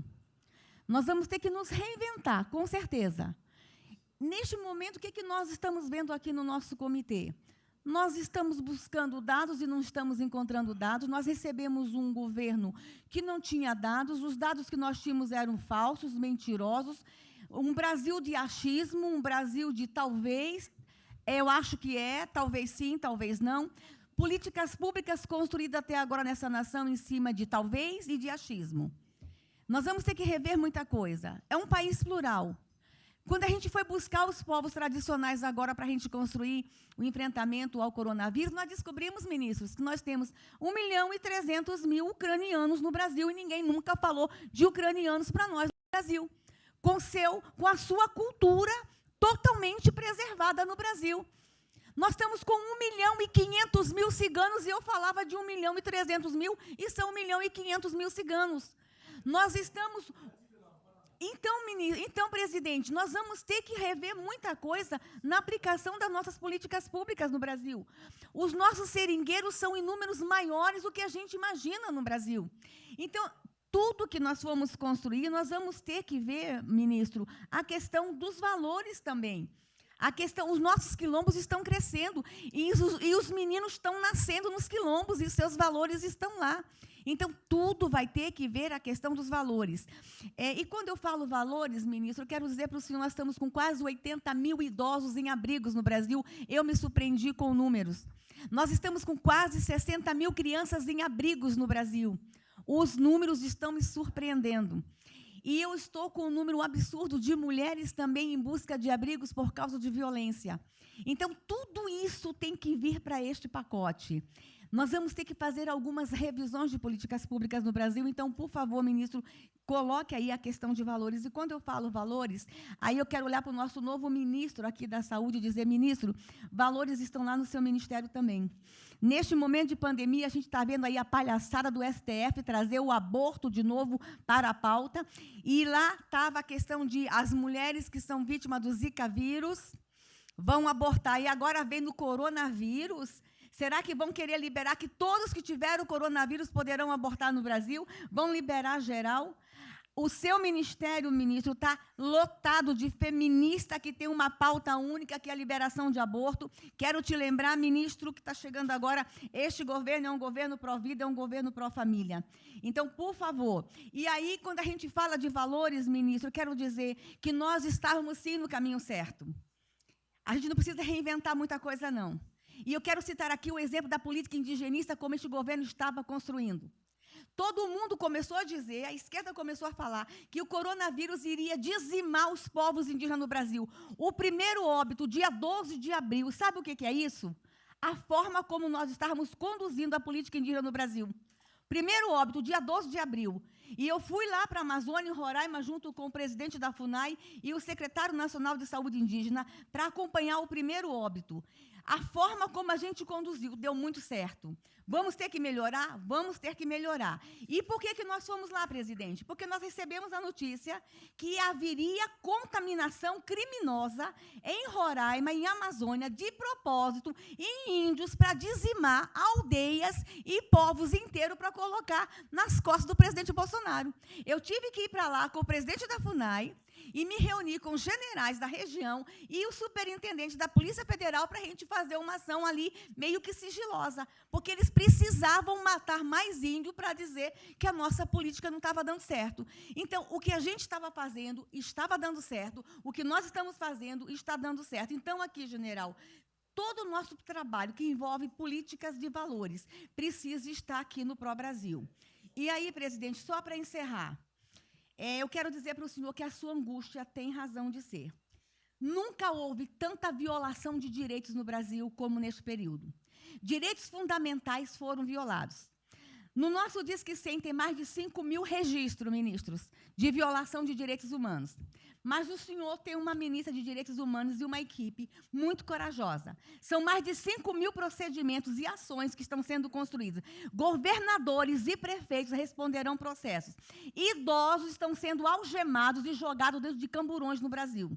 Mulheres sendo jogadas no chão e sendo algemadas por não terem feito nada. Nós estamos vendo padres sendo multados em R$90 mil porque estavam dentro da igreja com 2 fiéis. A maior violação de direitos humanos da história do Brasil nos últimos 30 anos está acontecendo neste momento. Mas nós estamos tomando providências, a pandemia vai passar, mas governadores e prefeitos responderão processos e nós vamos pedir, inclusive, a prisão de governadores e prefeitos. E nós estamos subindo o tom. E discursos estão chegando. O nosso ministério vai começar a pegar pesado com governadores e prefeitos. Nunca vimos o que está acontecendo hoje. Se eles falavam que nós éramos violadores de direitos, eles estão. Inclusive, o governador Wellington, agora, ontem, determinou que a polícia poderá entrar nas casas. Vocês não imaginam o que ele vai fazer. Poderá entrar assinou. A polícia poderá entrar na casa sem mandato. Então, assim, as maiores violações estão acontecendo nesses dias. Então, nós estamos fazendo um enfrentamento, mais de 5 procedimentos, o nosso ministério já tomou iniciativa e nós estamos pedindo, inclusive, a prisão de alguns governadores. Então, está aí algumas respostas. Valores, por favor. Valores. Ministro Damares, houve aqui uma representação do ministro Paulo Guedes, que a senhora vai receber mais dinheiro. Até que o menos recebe ela. Que menos recebe é ela. Obrigada. Ministro Marcelo, por favor. Obrigado, vou ser bem breve também. Primeiro, parabenizar o ministro Braga Neto pelo Pro Brasil. Eu queria só deixar uma coisa seguinte, eu fico bem, cara. Não é trabalho meu, hein? É trabalho da equipe e eu roubei ideia de um bando de gente aqui. Eu roubei ideia aqui, ali, eu roubei ideia, tá? Eu aproveitei a ideia, eu só coordenei. Um cronograma importante do projeto. Obviamente, todos os ministérios, como o Ministério do Turismo, também já estamos finalizando até amanhã esse programa de retomada. E, presidente, o turismo, obviamente, ele tem uma importância muito grande para a economia, o Paulo Guedes sabe disso, mais de 8%, ou seja, quase 10% do PIB nacional é turismo. E o presidente falou que vai extinguir o ministério porque o turismo acabou. Agora precisa do ministério mais do que nunca, presidente. O turismo ele vinha numa crescente muito importante. O ano de 2019 cresceu 2,6%, enquanto a economia cresceu 1%. Gerou 163% a mais de emprego do que o ano de 2018. E, obviamente, no meio dessa pandemia, foi o primeiro a ser impactado e de forma brutal. O Rogério Marinho sabe bem disso e nos ajudou muito aí.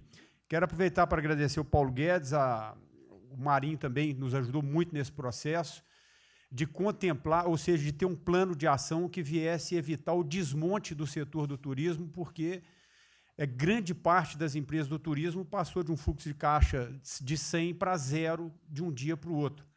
Então, ações como a suspensão de contrato de trabalho, o ministro Moro também, agradeço, teve uma ação fundamental para o setor, que foi uma medida provisória que contemplasse ambas as partes, tanto o consumidor quanto as empresas, através da Senacom, o que impediu judicializações em massa, porque aquela pessoa que comprou o ingresso de um show ou um pacote turístico, ela, se fosse para cima das empresas ainda para pedir o reembolso de imediato, isso seria catastrófico, geraria mais desemprego ainda. Então, essa medida provisória garantiu que as empresas pudessem ter um fôlego, um prazo aí de até 12 meses para fazer esse reembolso. Um terceiro ponto foi a questão dos créditos, que está terminando de ser fechado junto ao BNDES. Agradeço muito aí também o Montesano, a Caixa Econômica também, o Pedro, o ministro Paulo Guedes, que o entrave maior estava na questão das garantias, mas a gente está conseguindo finalizar esse modelo de crédito para contemplar a todos, desde o MEI ao micro, pequeno, o médio, o grande empresário no Brasil do setor turismo. O setor, presidente, ficou muito feliz, se sentindo contemplado com todas essas ações e medidas por parte do governo federal. Então, o setor do turismo no Brasil fizeram cartas com as principais associações agradecendo a postura do governo federal em relação a isso. Eu quero, presidente, falar um assunto aqui que talvez seja muito polêmico, mas eu acho que é importante esse debate nesse momento. Aí eu falo também para a ministra Damares, que eu sei que é uma pauta muito sensível também a ela, que é a questão, presidente, porque o Ministério do Turismo agora tem que ter um planejamento, um plano de atração de investimentos, que é o que gera emprego, renda, é o que ajuda, obviamente, a economia do Brasil. E, para isso, presidente, eu acredito que é um momento propício, nesse planejamento da retomada, discutir os resorts integrados. Não é legalização de jogos, não é bingo, não é caça-níquel, são resorts integrados. Obviamente, presidente, uma pauta que precisa de ser construída, a Damares está olhando com cara feia para mim, uma pauta que precisa de ser construída com as bancadas da Câmara, tanto a evangélica quanto a católica, mostrando ou desmistificando vários mitos que giram em torno disso. Não sei se o ministro Paulo Guedes concorda. Nós temos a possibilidade de atrair pelo menos 40 bilhões de dólares para o Brasil só de outorgas, de investimentos imediatos com essa pauta. Mas o que precisa ser feito, presidente, é realmente desmistificar a questão de evasão de divisas, de lavagem de dinheiro, de tráfico de drogas, e, para isso, eu sugeriria que, nesse debate, pudéssemos contar com o Ministério da Justiça, através da Polícia Federal, o Ministério Público na mesa, a Receita Federal, os órgãos de controle, mas, obviamente, presidente, uma pauta que só levaríamos para frente se a gente conseguir pacificar ou nos fazer entender pelas bancadas evangélica, pela bancada católica, para que não haja uma distorção na comunicação disso. Tem que ser um projeto muito bem feito, que eu acredito que pode ser, e nesse processo da retomada, uma grande oportunidade para o Brasil atrair grandes complexos, dos quais apenas 3% são utilizados para os cassinos. E outra, isso não tem impacto diretamente nenhum na família dos trabalhadores brasileiros. Pacto com o diabo. Não, não é bem assim, não. Vou ter que começar a desmistificar para a Damares aqui, estou vendo isso. Então, presidente, aqui não estou dizendo que a gente tem que colocar isso como um projeto de governo, obviamente, mas abrir esse debate em torno dos resorts integrados. Propõe a data, a gente reúne os ministérios, tá bom. a gente conversa. E, para finalizar, presidente, o ministro Nelson, prazer estar aqui com o senhor a primeira vez. A gente fez um projeto muito bem elaborado, né, dentro do âmbito do Comitê de Operações, que visa fazer com que os hotéis possam abrigar os profissionais de saúde, e só os profissionais de saúde. A questão anterior do Ministério, por 2 vezes eu mandei a mensagem, não se manifestou, não se interessou, mas eu acredito que é um projeto que pode, sobretudo, trazer para o governo federal uma boa visibilidade com essa preocupação de quem está na linha de frente do combate, que são os profissionais de saúde. Visando 2 coisas, eu já vou terminar, que é, primeiro, melhorar essa logística do profissional de saúde, que sempre tem um hotel próximo ao hospital, aos hospitais, e também a preservação da família desses profissionais, mostrando, obviamente, a sensibilidade do presidente Jair Bolsonaro na preocupação com essas vidas desses profissionais. Obrigado, ministro. Tem uma reunião, que dia que é a reunião? Parece que é hoje, às 16 horas. Hoje, então. Já tem uma reunião marcada para a gente discutir isso aí. Tá bom. Obrigado. Obrigado. Saúde e turismo. A gente definir. Penúltimo debatedor, ministro Weintraub. Obrigado. Tem 3 anos que eu... Fui claro no penúltimo. Muito obrigado. Tem 3 anos que, através do Onix, eu conheci o presidente. Nesses 3 anos, eu não pedi uma única conselho, não tentei promover minha carreira, me ferrei na física, ameaça de morte na universidade, e o que me fez, naquele momento, embarcar junto, era a luta pela liberdade. Eu não quero ser escravo nesse país. E acabar com essa porcaria que é Brasília. Isso daqui é um cancro de corrupção, de privilégio. Eu tinha uma visão extremamente negativa de Brasília. Brasília é muito pior do que eu podia imaginar. As pessoas aqui perdem a percepção, a empatia, a relação com o povo. Se sentem inexpugnáveis. Eu tive o privilégio de ver a mais da metade aqui desse time chegar. Eu fui secretário executivo do ministro Onix. Eu acho que a gente está perdendo um pouco desse espírito. A gente está perdendo a luta pela liberdade. É isso que o povo está gritando. Não está gritando para ter mais Estado, para ter mais projetos, para ter mais... O povo está gritando por liberdade. Ponto. Eu acho que é isso que a gente está perdendo mesmo. O povo está querendo ver o que me trouxe até aqui. Eu, por mim, botava esses vagabundos todos na cadeia, começando no STF. E é isso que me choca. Era só isso, presidente. Eu realmente acho que toda essa discussão de vamos fazer isso, vamos fazer aquilo, eu vi muitos ministros que chegaram, foram embora. Eu percebo que tem muita gente com agenda própria. Eu percebo que tem, assim, tem um jogo que é jogado aqui, mas eu não vim para jogar o jogo. Eu vim aqui para lutar. E eu luto e me ferro. Eu estou com um monte de processo aqui no Comitê de Ética da Presidência. Eu sou o único que levou processo aqui. Isso é um absurdo o que está acontecendo aqui no Brasil. A gente está conversando com quem a gente tinha que lutar. A gente não está sendo duro bastante contra os privilégios, contra o tamanho do Estado. E eu realmente estou aqui de peito aberto, como vocês sabem disso. Levo tiro. Odeio o Partido Comunista. Ele está querendo transformar a gente numa colônia. Esse país não é... Odeio o termo povos indígenas, odeio esse termo, odeio. O povo cigano, só tem um povo nesse país. Quer, não quer sair de ré. É povo brasileiro, só tem um povo. Pode ser preto, pode ser branco, pode ser japonês, pode ser descendente de índio, mas tem que ser brasileiro, pô. Acabar com esse negócio de povos e privilégios. Só pode ter um povo. Não pode ter ministro que acha que é melhor do que o povo, do que o cidadão. Isso é um absurdo. A gente chegou até aqui. O senhor levou uma facada na barriga.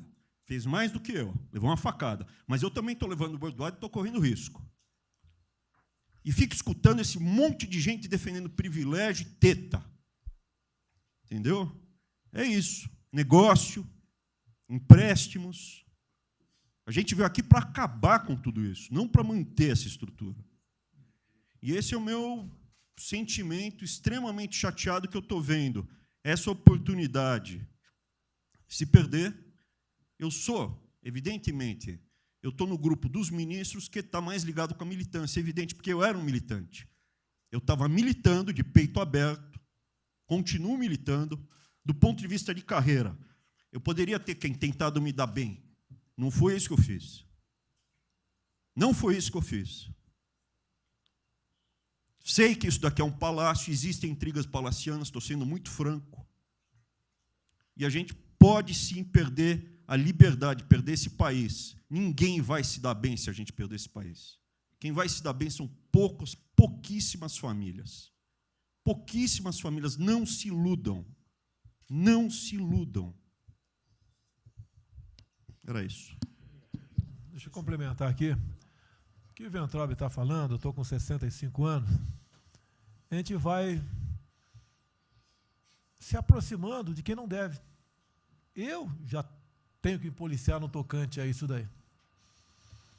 São pessoas aqui em Brasília, dos 3 poderes, que não sabem o que é povo. Eu converso com alguns, não sabem o que é um feijão com arroz, não sabem o que é um supermercado, esqueceu. Acha que o dinheiro cai do céu. Eu estou com meus privilégios garantidos, ganho 100 mil por mês, em média, 100 mil por mês a galera ganha, né? Legalmente. E acha que isso vai acabar nunca. Como alguns acham que a liberdade... qual é desse cara? Está maluco? Eu estou vendo o mais antigo aqui, o Joelino aqui. Ele sabe o que foi 64. Muitos aqui não sabem. Essa cambada que tentou chegar no poder em 64, se tiver chegado, ele estava fudido todo mundo aqui. Cortando, eu estava felicíssimo se estivesse cortando cana, ganhando $20 por mês. Não pode esquecer disso. Nós não podemos esquecer o que é esse povo. Eu vou convidar os ministros para domingo e passar a Serena Taguatinga. Convite, não é missão, não, convite. Para ver como é que está o cara na esquina. Depois ver uns merda para falar aí, né? Uns merda de sempre. O cara rompeu o isolamento, está dando um pé. Até pensei pro cacete, pô. Você está passando fome, está na merda, porra. Sentiu o cheiro de povo. Como eu falei lá, é uma experiência para todo político sentir. Ir lá ver como é que está o negócio. Ou a gente tem que estar como se fosse, né, um general na retaguarda e deixar a tropa se ferrar na frente. Não, o general está na frente, o coronel está na frente, o capitão está na frente. Nós, heróis da Segunda Guerra Mundial, estiver na frente de campo de batalha. Se precisar aqui, tenho certeza que nossas Forças Armadas vão cumprir com o seu papel, mas, né, nós temos que dar exemplo e mostrar que o Brasil não é. Eu sou mais educado que o Weintraub, até me poli muito, né, no linguajar que ele usou, mas não é isso. Que o pessoal pinta por aí, se reunindo de madrugada, para lá, para cá. Sistema de informações. O meu funciona. O meu particular funciona. Os que tem oficialmente, desinforma. E voltando ao tema, eu prefiro não ter informação do que ser desinformado por cima de informações que eu tenho. Então, pessoal, muitos vão poder sair do Brasil, mas não quero sair, ver a minha irmã de Eldorado, outra de Cajati, o coitado do meu irmão, capitão do exército lá de Miracatu, se fuder, porra. Como é perseguido o tempo todo. A bosta da Folha de São Paulo diz que meu irmão foi expulso de um açougue em registro, que estava comprando carne sem máscara. Comprovou no papel, estava em São Paulo nesse dia. O dono do restaurante, do açougue, falou que não estava lá. E fica por isso mesmo, sei que é problema dele, né? Mas é a putaria o tempo todo para me atingir, mexendo com a minha família. Já tentei trocar gente da segurança nossa no Rio de Janeiro, oficialmente, e não consegui. Isso acabou. Eu não vou esperar fuder minha família toda, de sacanagem, ou amigos meus, porque eu não posso trocar alguém da segurança na ponta da linha que pertence à estrutura nossa. Vai trocar. Se não puder trocar, troca o chefe dele. Pode trocar o chefe dele? Troca o ministro. E ponto final. Não estamos aqui para brincadeira. Você vê um garoto aqui, ó, com todo respeito, do BNDES.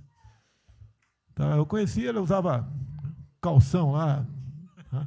Pô, ele veio dos Estados Unidos para cá, podia estar muito bem lá. Veio para cá, vai tentar mudar o Brasil, a convite do Paulo Guedes, que é amigo dos pais dele, por coincidência, né, Paulo Guedes? Coincidência. Eu não lembro dos teus pais, lembro de você, tá certo? Mas alguém que está investindo aqui. E todos nós temos que pensar nisso. O que esses filha de uma égua querem, é a nossa liberdade.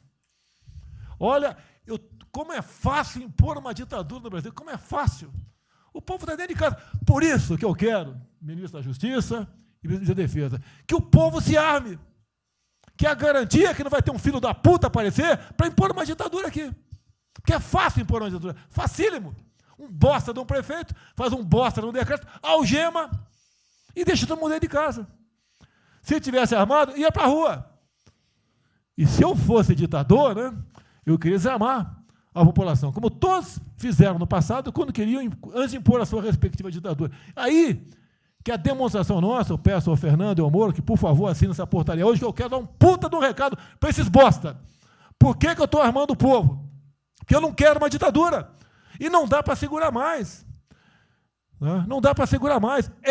Quem não aceitar as minhas bandeiras, Damares, família, Deus, Brasil, armamento, liberdade de expressão, livre mercado, quem não aceitar isso, está no governo errado. Esperem para 22, né, o senhor Álvaro Dias, espere o Alckmin, espere o Haddad, ou talvez o Lula, né? E vai ser feliz com eles, pô. No meu governo está errado. É escancarar a questão do armamento aqui. Eu quero todo mundo armado. Que o povo armado jamais será escravizado. E que cada um faça, exerça o teu papel, se exponha. Aqui eu já falei, pede o ministério a quem for elogiado, pela Folha, pelo Globo, pelo antagonista, tá? Então tem certos blogs que só tem notícia boa de ministro, não sei como. O presidente é uma porrada, mas o ministro é elogiado. A gente vê por aí, o governo está, o ministério está indo bem, apesar do presidente. Mas pra puta que eu pariu, porra. Eu que escalei o time, porra. Trocamos 5, espero não trocar mais ninguém, espero. Mas nós temos que, na linha do Van Traub, de forma mais educada um pouquinho, tá? Se preocupar com isso. O que os caras querem é a nossa hemorroida, é a nossa liberdade. Isso é uma verdade. O que esses caras fizeram com o vírus, esse bosta desse governador de São Paulo, esse estrume do Rio de Janeiro, entre outros, é exatamente isso. Aproveitaram o vírus, está um bosta de um prefeito lá de Manaus agora, abrindo covas coletivas, um bosta, que quem não conhece a história dele, procura conhecer, que eu conheci dentro da Câmara, que é do meu lado. E nós sabemos a ideologia dele e o que ele prega, e quem ele sempre foi. O que está aproveitando agora um clima desse para levar o terror no Brasil. Então, pessoal, por favor, se preocupe, que é de mais importante que a vida de cada um de vocês, que é a sua liberdade. Come preso não vale porra nenhuma. Bom, presidente, esses valores e esses princípios, e o alerta aí do Weintraub é válido também, como sua evocação, é que realmente nós estamos todos aqui por esses valores. Nós estamos aqui por esses valores. Nós não podemos nos esquecer disso. Nós podemos conversar com todo mundo aqui, porque é o establishment, é porque nós precisamos dele para provar coisas, mas nós sabemos que nós somos diferentes. Nós temos noção que nós somos diferentes deles. E quando eles cruzam a linha, a gente solta a mão e sai andando sozinho. Enquanto eles estiverem no trilho conosco, no caminho de fazer as reformas que nós prometemos, nós estamos juntos. Na hora que o cara soltou a mão e passou para o lado de lá, a gente deixa o cara ir sozinho, a gente continua sozinho e vai procurar outra conversa, em outro lugar. Então, eu acho que manter essa ideia que nos trouxe aqui, e eu tenho dito isso em todo lugar, e lá fora, eu converso. Semana passada, conversei com os ministros da Fazenda de G20, conversei com os ministros também de Economia dos BRICS, e a mensagem que eu levo é sempre a mesma: o Brasil vai surpreender o mundo. Vocês duvidavam da nossa democracia, duvidavam do nosso presidente é democrata e vai fazer as mudanças. E aprovamos a reforma da Previdência o ano passado, enquanto os franceses fizeram passeatas contra a reforma da Previdência. Agora, a mesma coisa, estou dizendo, nós vamos continuar aprofundando as reformas, nós vamos seguir. Eu conheço todas as histórias de reconstrução por profissão, obrigado a estudar isso, a reconstrução da Alemanha na Segunda Guerra, na Primeira Guerra com o Schatz, a Segunda Guerra com o Ludwig Erhard, a reconstrução da economia do Chile com os caras de Chicago, o caso da fusão das duas Alemanhas, eu conheço profundamente, no detalhe, não é de ouvir falar, é de ler 8 livros sobre cada reconstrução dessa. Então, eu li Keynes 3 vezes no original antes de eu chegar a Chicago. Então, para mim, não tem música, não tem dogma, não tem blá, blá, blá. Tem estudos sobre todas as ocasiões. E nós demos uma demonstração disso quando nós estávamos indo numa direção norte, com as reformas estruturantes, e, de repente, em 3 semanas e meia, nós fomos para o sul. E nós somos elogiados hoje lá fora. Semana passada, todo mundo elogiando, fazendo referência, que o Brasil está à frente de todos os emergentes e Paris-Passu ali só está atrás um pouquinho dos Estados Unidos. Os Estados Unidos está naquele caso, que é o cara que tem a moeda forte, emite 1 trilhão para cada problema que ele tem e ninguém reclama.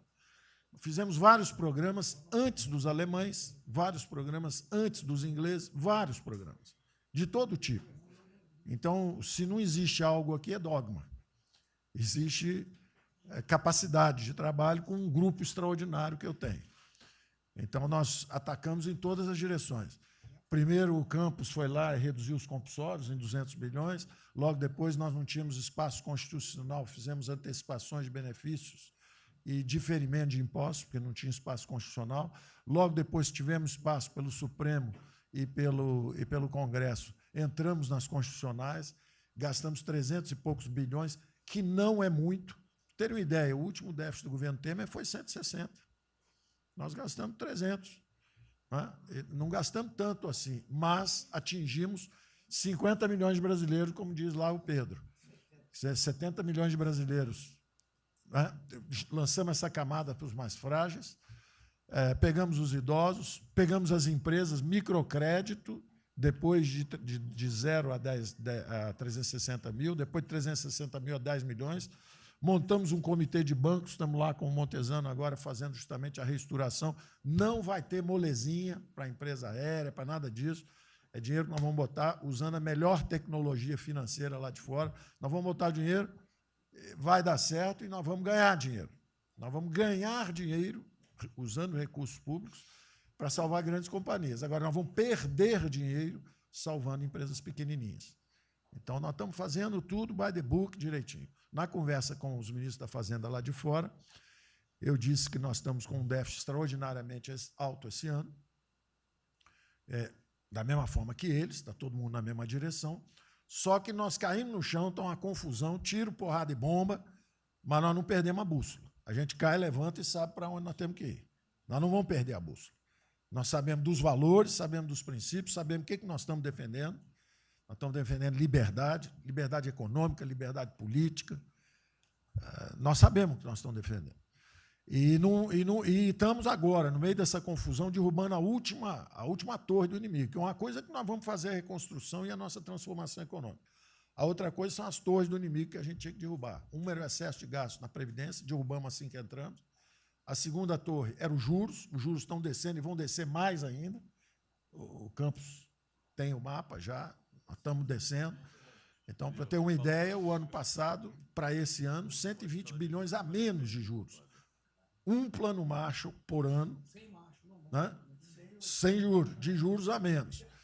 Então, nós sabemos, e é nessa confusão toda, todo mundo está achando que estão distraídos, abraçaram a gente, enrolaram com a gente, nós já botamos a granada no bolso do inimigo. 2 anos sem aumento de salário. Era a terceira torre que nós podíamos derrubar. Nós vamos derrubar agora também. Isso vai nos dar tranquilidade de ir até o final. Não tem jeito de fazer um impeachment se a gente tiver com as contas arrumadas, tudo em dia, acabou, não tem jeito, não tem jeito. E o presidente está no ponto futuro, porque o presidente falou o seguinte, tudo bem, tem a primeira onda que é a da saúde, mas tem a segunda que é da economia, e uma vem agarrada com a outra. Nós estamos ainda tentando sair da primeira, a segunda já está querendo bater. Eu ainda acho que nós estamos preservando os sinais vitais da economia brasileira. Ela, para mim, ainda é um urso hibernando. Você baixa sua energia para zero, consumo de energia para quase zero, só respira, mas quando você sai da gruta, você sai para comer o primeiro bicho que passar, você tem força. Nós não podemos deixar isso graças à super safra da nossa Tereza, à logística do Tarcísio, a comida está chegando, as exportações estão seguindo, a China é aquele cara que você sabe que você tem que aguentar, porque, para vocês terem uma ideia, para cada $1 que o Brasil exporta para os Estados Unidos, exporta 3 para a China. Você sabe que ele é diferente de você, você sabe que geopoliticamente você está do lado de cá. Agora, você sabe o seguinte, não deixa jogar fora aquilo ali não, porque aquilo ali é comida nossa, nós estamos exportando para aqueles caras. Não vamos vender para eles, ponto crítico nosso, mas vamos vender a nossa soja para eles, isso a gente pode vender à vontade, eles precisam comer, eles precisam comer. A Índia também vai precisar comer, vai ser o trading da água, eles vão dizer que é a melhor trading da água. Outro dia alguém comentou comigo, acho que foi o Campos, não foi, Campos? Foi. É o trading da água, quer dizer, os caras precisam de alimento, não tem água, nós temos muito mais água do que eles têm, então eles vão ter que abrir mão da agricultura para fazer outras coisas e nós vamos poder exportar para eles também. Então, nós temos um mapa de voo bom, nós temos uma equipe jovem, preparada, todo mundo trabalhando juntos, e nós não vamos perder o rumo, nós não podemos perder o rumo. Então, vai ter muita conversa, vamos para cá, vamos para lá, vamos fazer isso, vamos fazer aquilo, não vamos perder o rumo, não. Pode dar vestimento, bota peruca loura, passa batom vermelho, faz uma opção de coisa que for necessário politicamente, mas não vão perder o rumo econômico, não, nós sabemos onde nós estamos indo.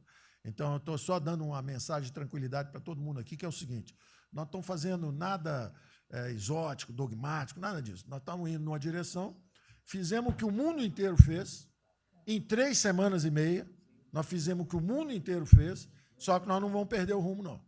Nós sabemos para onde nós vamos voltar já já, tá certo? E se o mundo for diferente, nós vamos ter capacidade de adaptação. Por exemplo, eu já tenho conversado com o ministro da Defesa, já conversamos algumas vezes, quantos 200 mil, 300 mil, quantos jovens aprendizes nós podemos absorver nos quartéis brasileiros? 1 milhão? 1 milhão a R$200, que é o Bolsa Família, R$300, para o cara de manhã faz calistenia, aprende civil, organização social, como é que é o OSPB, né? Organização Social Política, né? Faz ginástica, canta o hino, bate continente, de tarde aprende a ser um cidadão, pô. Aprende a ser cidadão, disciplina, usar o tempo construtivamente, pô. Voluntário para fazer estrada, para fazer isso e aquilo. Sabe quanto custa isso? R$200 por mês, 1 milhão de cada, 200 milhões, pô.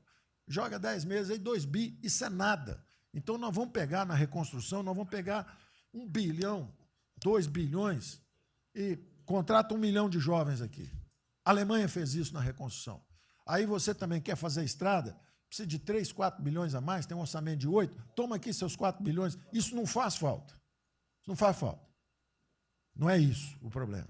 A mesma coisa o nosso problema do jogo, lá nos recursos integrados, não tem problema nenhum, são bilionários, são milionários, executivos do mundo inteiro. O cara vem, fazem convenções. Olha, o turismo saiu de 5 milhões em Singapura para 30 milhões por ano.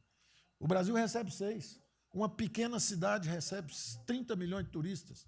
O sonho do presidente de transformar o Rio de Janeiro em Cancún, lá Angra dos Reis em Cancún, aquilo ali pode virar Cancún rápido. Entendeu? A mesma coisa, Espanha. Espanha recebe 30, 40 milhões de turistas. Isso aí, uma cidade da Ásia. Macau recebe 26 milhões hoje, na China. Só por causa desse negócio. É um centro de negócio. É só maior de idade. O cara entra, deixa a grana lá, que ele ganhou anteontem, ele deixa aquilo lá, bebe, sai feliz da vida. Aquilo ali não atrapalha ninguém. Aquilo não atrapalha ninguém. Deixa cada um se fuder. Ô, Damares, deixa cada um... Damares, o presidente fala em liberdade. Deixa cada um se fuder do jeito que quiser. Principalmente se o cara é maior, vacinado e bilionário. Deixa o cara se fuder, pô. Lá não entra nenhum brasileirinho. Não entra nenhum brasileirinho desprotegido. Se a CGU tiver como controlar a entrada e a saída do dinheiro... Isso, então vamos lá. Se não tiver como lavar dinheiro sujo... Então, só para terminar, as observações também finais ali, o Campos falou 2 coisas também interessantes. Então, o Campos falou 2 coisas interessantes ali. Uma é o seguinte... O estrangeiro, para vir, para fazer os investimentos, eu recebi um embaixador, já reportei isso para o presidente, eu recebi um embaixador dos Estados Unidos e ele veio conversar conosco. E a mensagem maior dele era uma só. Assim, olha, nós queremos um bom ambiente de negócio. Nós vamos colocar centenas de bilhões de dólares aqui. O mundo inteiro quer investir no Brasil. Agora, nós precisamos de um bom ambiente de negócio. Simplificação de impostos, segurança jurídica, coisa desse tipo. Não é? Então, o secretário do Comércio americano, que é o Wilbur Ross, o cara me disse o seguinte: eu só tenho um conselho para vocês. Vamos aderir ao GPA, é o General Purchasing Agreement, que é o seguinte, é um acordo, nós com a entrada na OECD, nós assinamos esse acordo, e esse acordo diz o seguinte: não pode haver nenhuma compra governamental sem transparência. Acabou. Então, basta a gente fazer isso, quer dizer, vai fazer concorrência para concessão, privatização. Então, nós já estamos na pista certa, já estamos indo na direção certa. Só uma informação sobre isso aí. Eu fiz uma reunião com o pessoal da OCDE essa semana agora, foi semana passada, né? Semana passada, falando do nosso interesse, eles falaram que sim, já nos consideram da OCDE. Sim. Tá? Então, sim. Os ministérios, Sim. estou falando isso porque vários ministérios Sim. têm uma pauta a cumprir. Sim. Vamos continuar nisso porque, vamos dizer, a impressão foi excepcional. Ministro, só um dado aqui da OCDE. Só um dado aqui, rapidamente da OCDE. O presidente falou que nós estamos com o apoio do Trump. Não, o embaixador disse isso. O embaixador disse: nós não podemos perder a oportunidade do presidente estar tão próximo ao Trump. Os nossos 2 presidentes estão próximos. Nós não podemos perder essa oportunidade. O presidente da OCDE disse que realmente o Trump, os Estados Unidos, que era, vamos dizer assim, tinha uma certa objeção, agora já está favorável. Isso é real. Ministro, é só um dado. A OCDE, 90% dos países que hoje integram a OCDE já contam com os resorts integrados. E os outros 10% é porque são muçulmanos. Por isso que não estão. 88% tem o ensino domiciliar. Então, a gente vai entrar com a MP hoje lá, tá? Homeschooling. Só uma informação. Ontem eu tive o G20 da agricultura. Ontem foi o dia do G20 da agricultura. Tem uma nova ordem, vai ter depois do coronavírus, e muitos países vão colocar regras para ter estoque novamente, que eu acho que não é o nosso caso. Mas, enfim, nós precisamos ter acesso a mercados, enfim. Mas nós precisamos incentivar o trigo. É o único produto que o Brasil não é autossuficiente. O resto, presidente, se amanhã quiser fechar... Nós temos 2 milhões... Não, nós temos 2 milhões, no Sul também, mas nós temos 2 milhões de hectares ali no Matopiba, prontos, inclusive, com a Embrapa, com variedades super produtivas para poder investir lá. Precisa de dinheiro. E uma última coisa... Não, dinheiro que volta, financiamento. O que nós precisamos é baixar os juros. A agricultura não aguenta 9% de juros, é muito alto para ela. Tá. O Banco do Brasil não fala nada, não? O Banco do Brasil não é tatu nem cobra.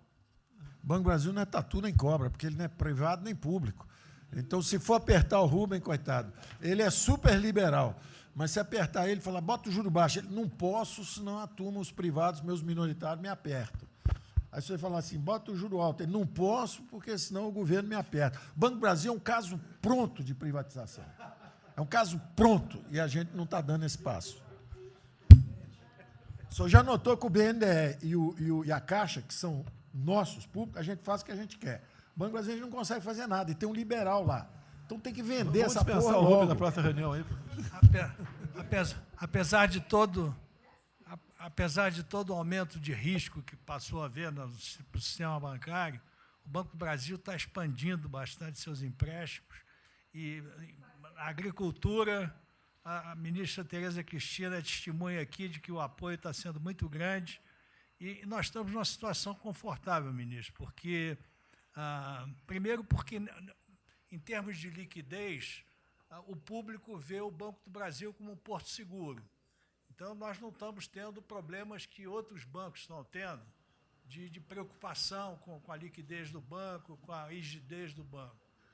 E na nossa formação de resultado, as pessoas físicas têm um papel preponderante dentro do Banco do Brasil. E nós temos a felicidade, nesse momento, de contar com folhas de pagamento de empresas públicas, das Forças Armadas, né, que, em termos relativos, estão numa situação mais segura do que o cidadão comum, que não participa de empresas públicas. Mas só confessa o seu sonho. Hein? Confessa o sonho. Agora, confessa o seu sonho. Em relação à privatização... Só em 23 você confessa, agora não. Em relação à privatização, eu acho que fica claro que com o BNDES cuidando do desenvolvimento e com a Caixa cuidando do fim da área social, o Banco do Brasil estaria pronto para um programa de privatização. Né? Mas isso a gente pode fazer... Só se discute, só se fala isso em 23. Tá? A gente pode fazer um dia um seminário aí que possa estender aí. Porque o Banco do Brasil, no passado, teve muitos privilégios pelo fato de ser público. Né? As folhas de pagamento vinham naturalmente para o Banco do Brasil ou para a Caixa, a administração dos depósitos judiciais eram sempre do Banco do Brasil e da Caixa. Hoje isso tudo é processo de concorrência. Nós temos que pagar muito caro por esses antigos privilégios que não são mais privilégios. E fica só o lado ruim de ser estatal, pesando no Banco do Brasil. Quer dizer, a gente não tem a mesma facilidade de contratação, a gente não tem a mesma facilidade de demissão de maus funcionários, e vai por diante. Quer dizer, tudo tem que submeter ao governo, tem o Tribunal de Contas travando tudo. Né? O Tribunal de Contas, hoje em dia, é uma usina de terror. Quer dizer, se a gente faz alguma coisa, está arriscado ir para a cadeia. Se não faz, é processado por inação. Né? Você não tomou as providências que tinha que ter tomado. Então virou um terror isso. Né? Se ficar, o bicho pega, se correr, o bicho come. Agora, se me permite, eu queria fazer uma observação rápida sobre a área de medicina. Eu acompanho os números diariamente. Eu vejo que os óbitos, eles chegaram diários, passaram de 200 durante alguns dias, 4, 5 dias, mais de 200 pessoas sendo mortas. De uns 4, 5 dias para cá, esses óbitos caíram bastante, já não chegam mais na casa de 200. A minha sensação, de quem não é especialista no negócio, mas que observa os números, é que o tal do pico, o tal do famoso pico, que gerava tantas preocupações, a minha sensação é que esse pico já passou, né? Agora... É que o senhor não viu o número que nós mostramos lá em cima agora, mas isso é outra história. Senhores, sem querer cortar, muito obrigado a todos, porque senão não termino. Qual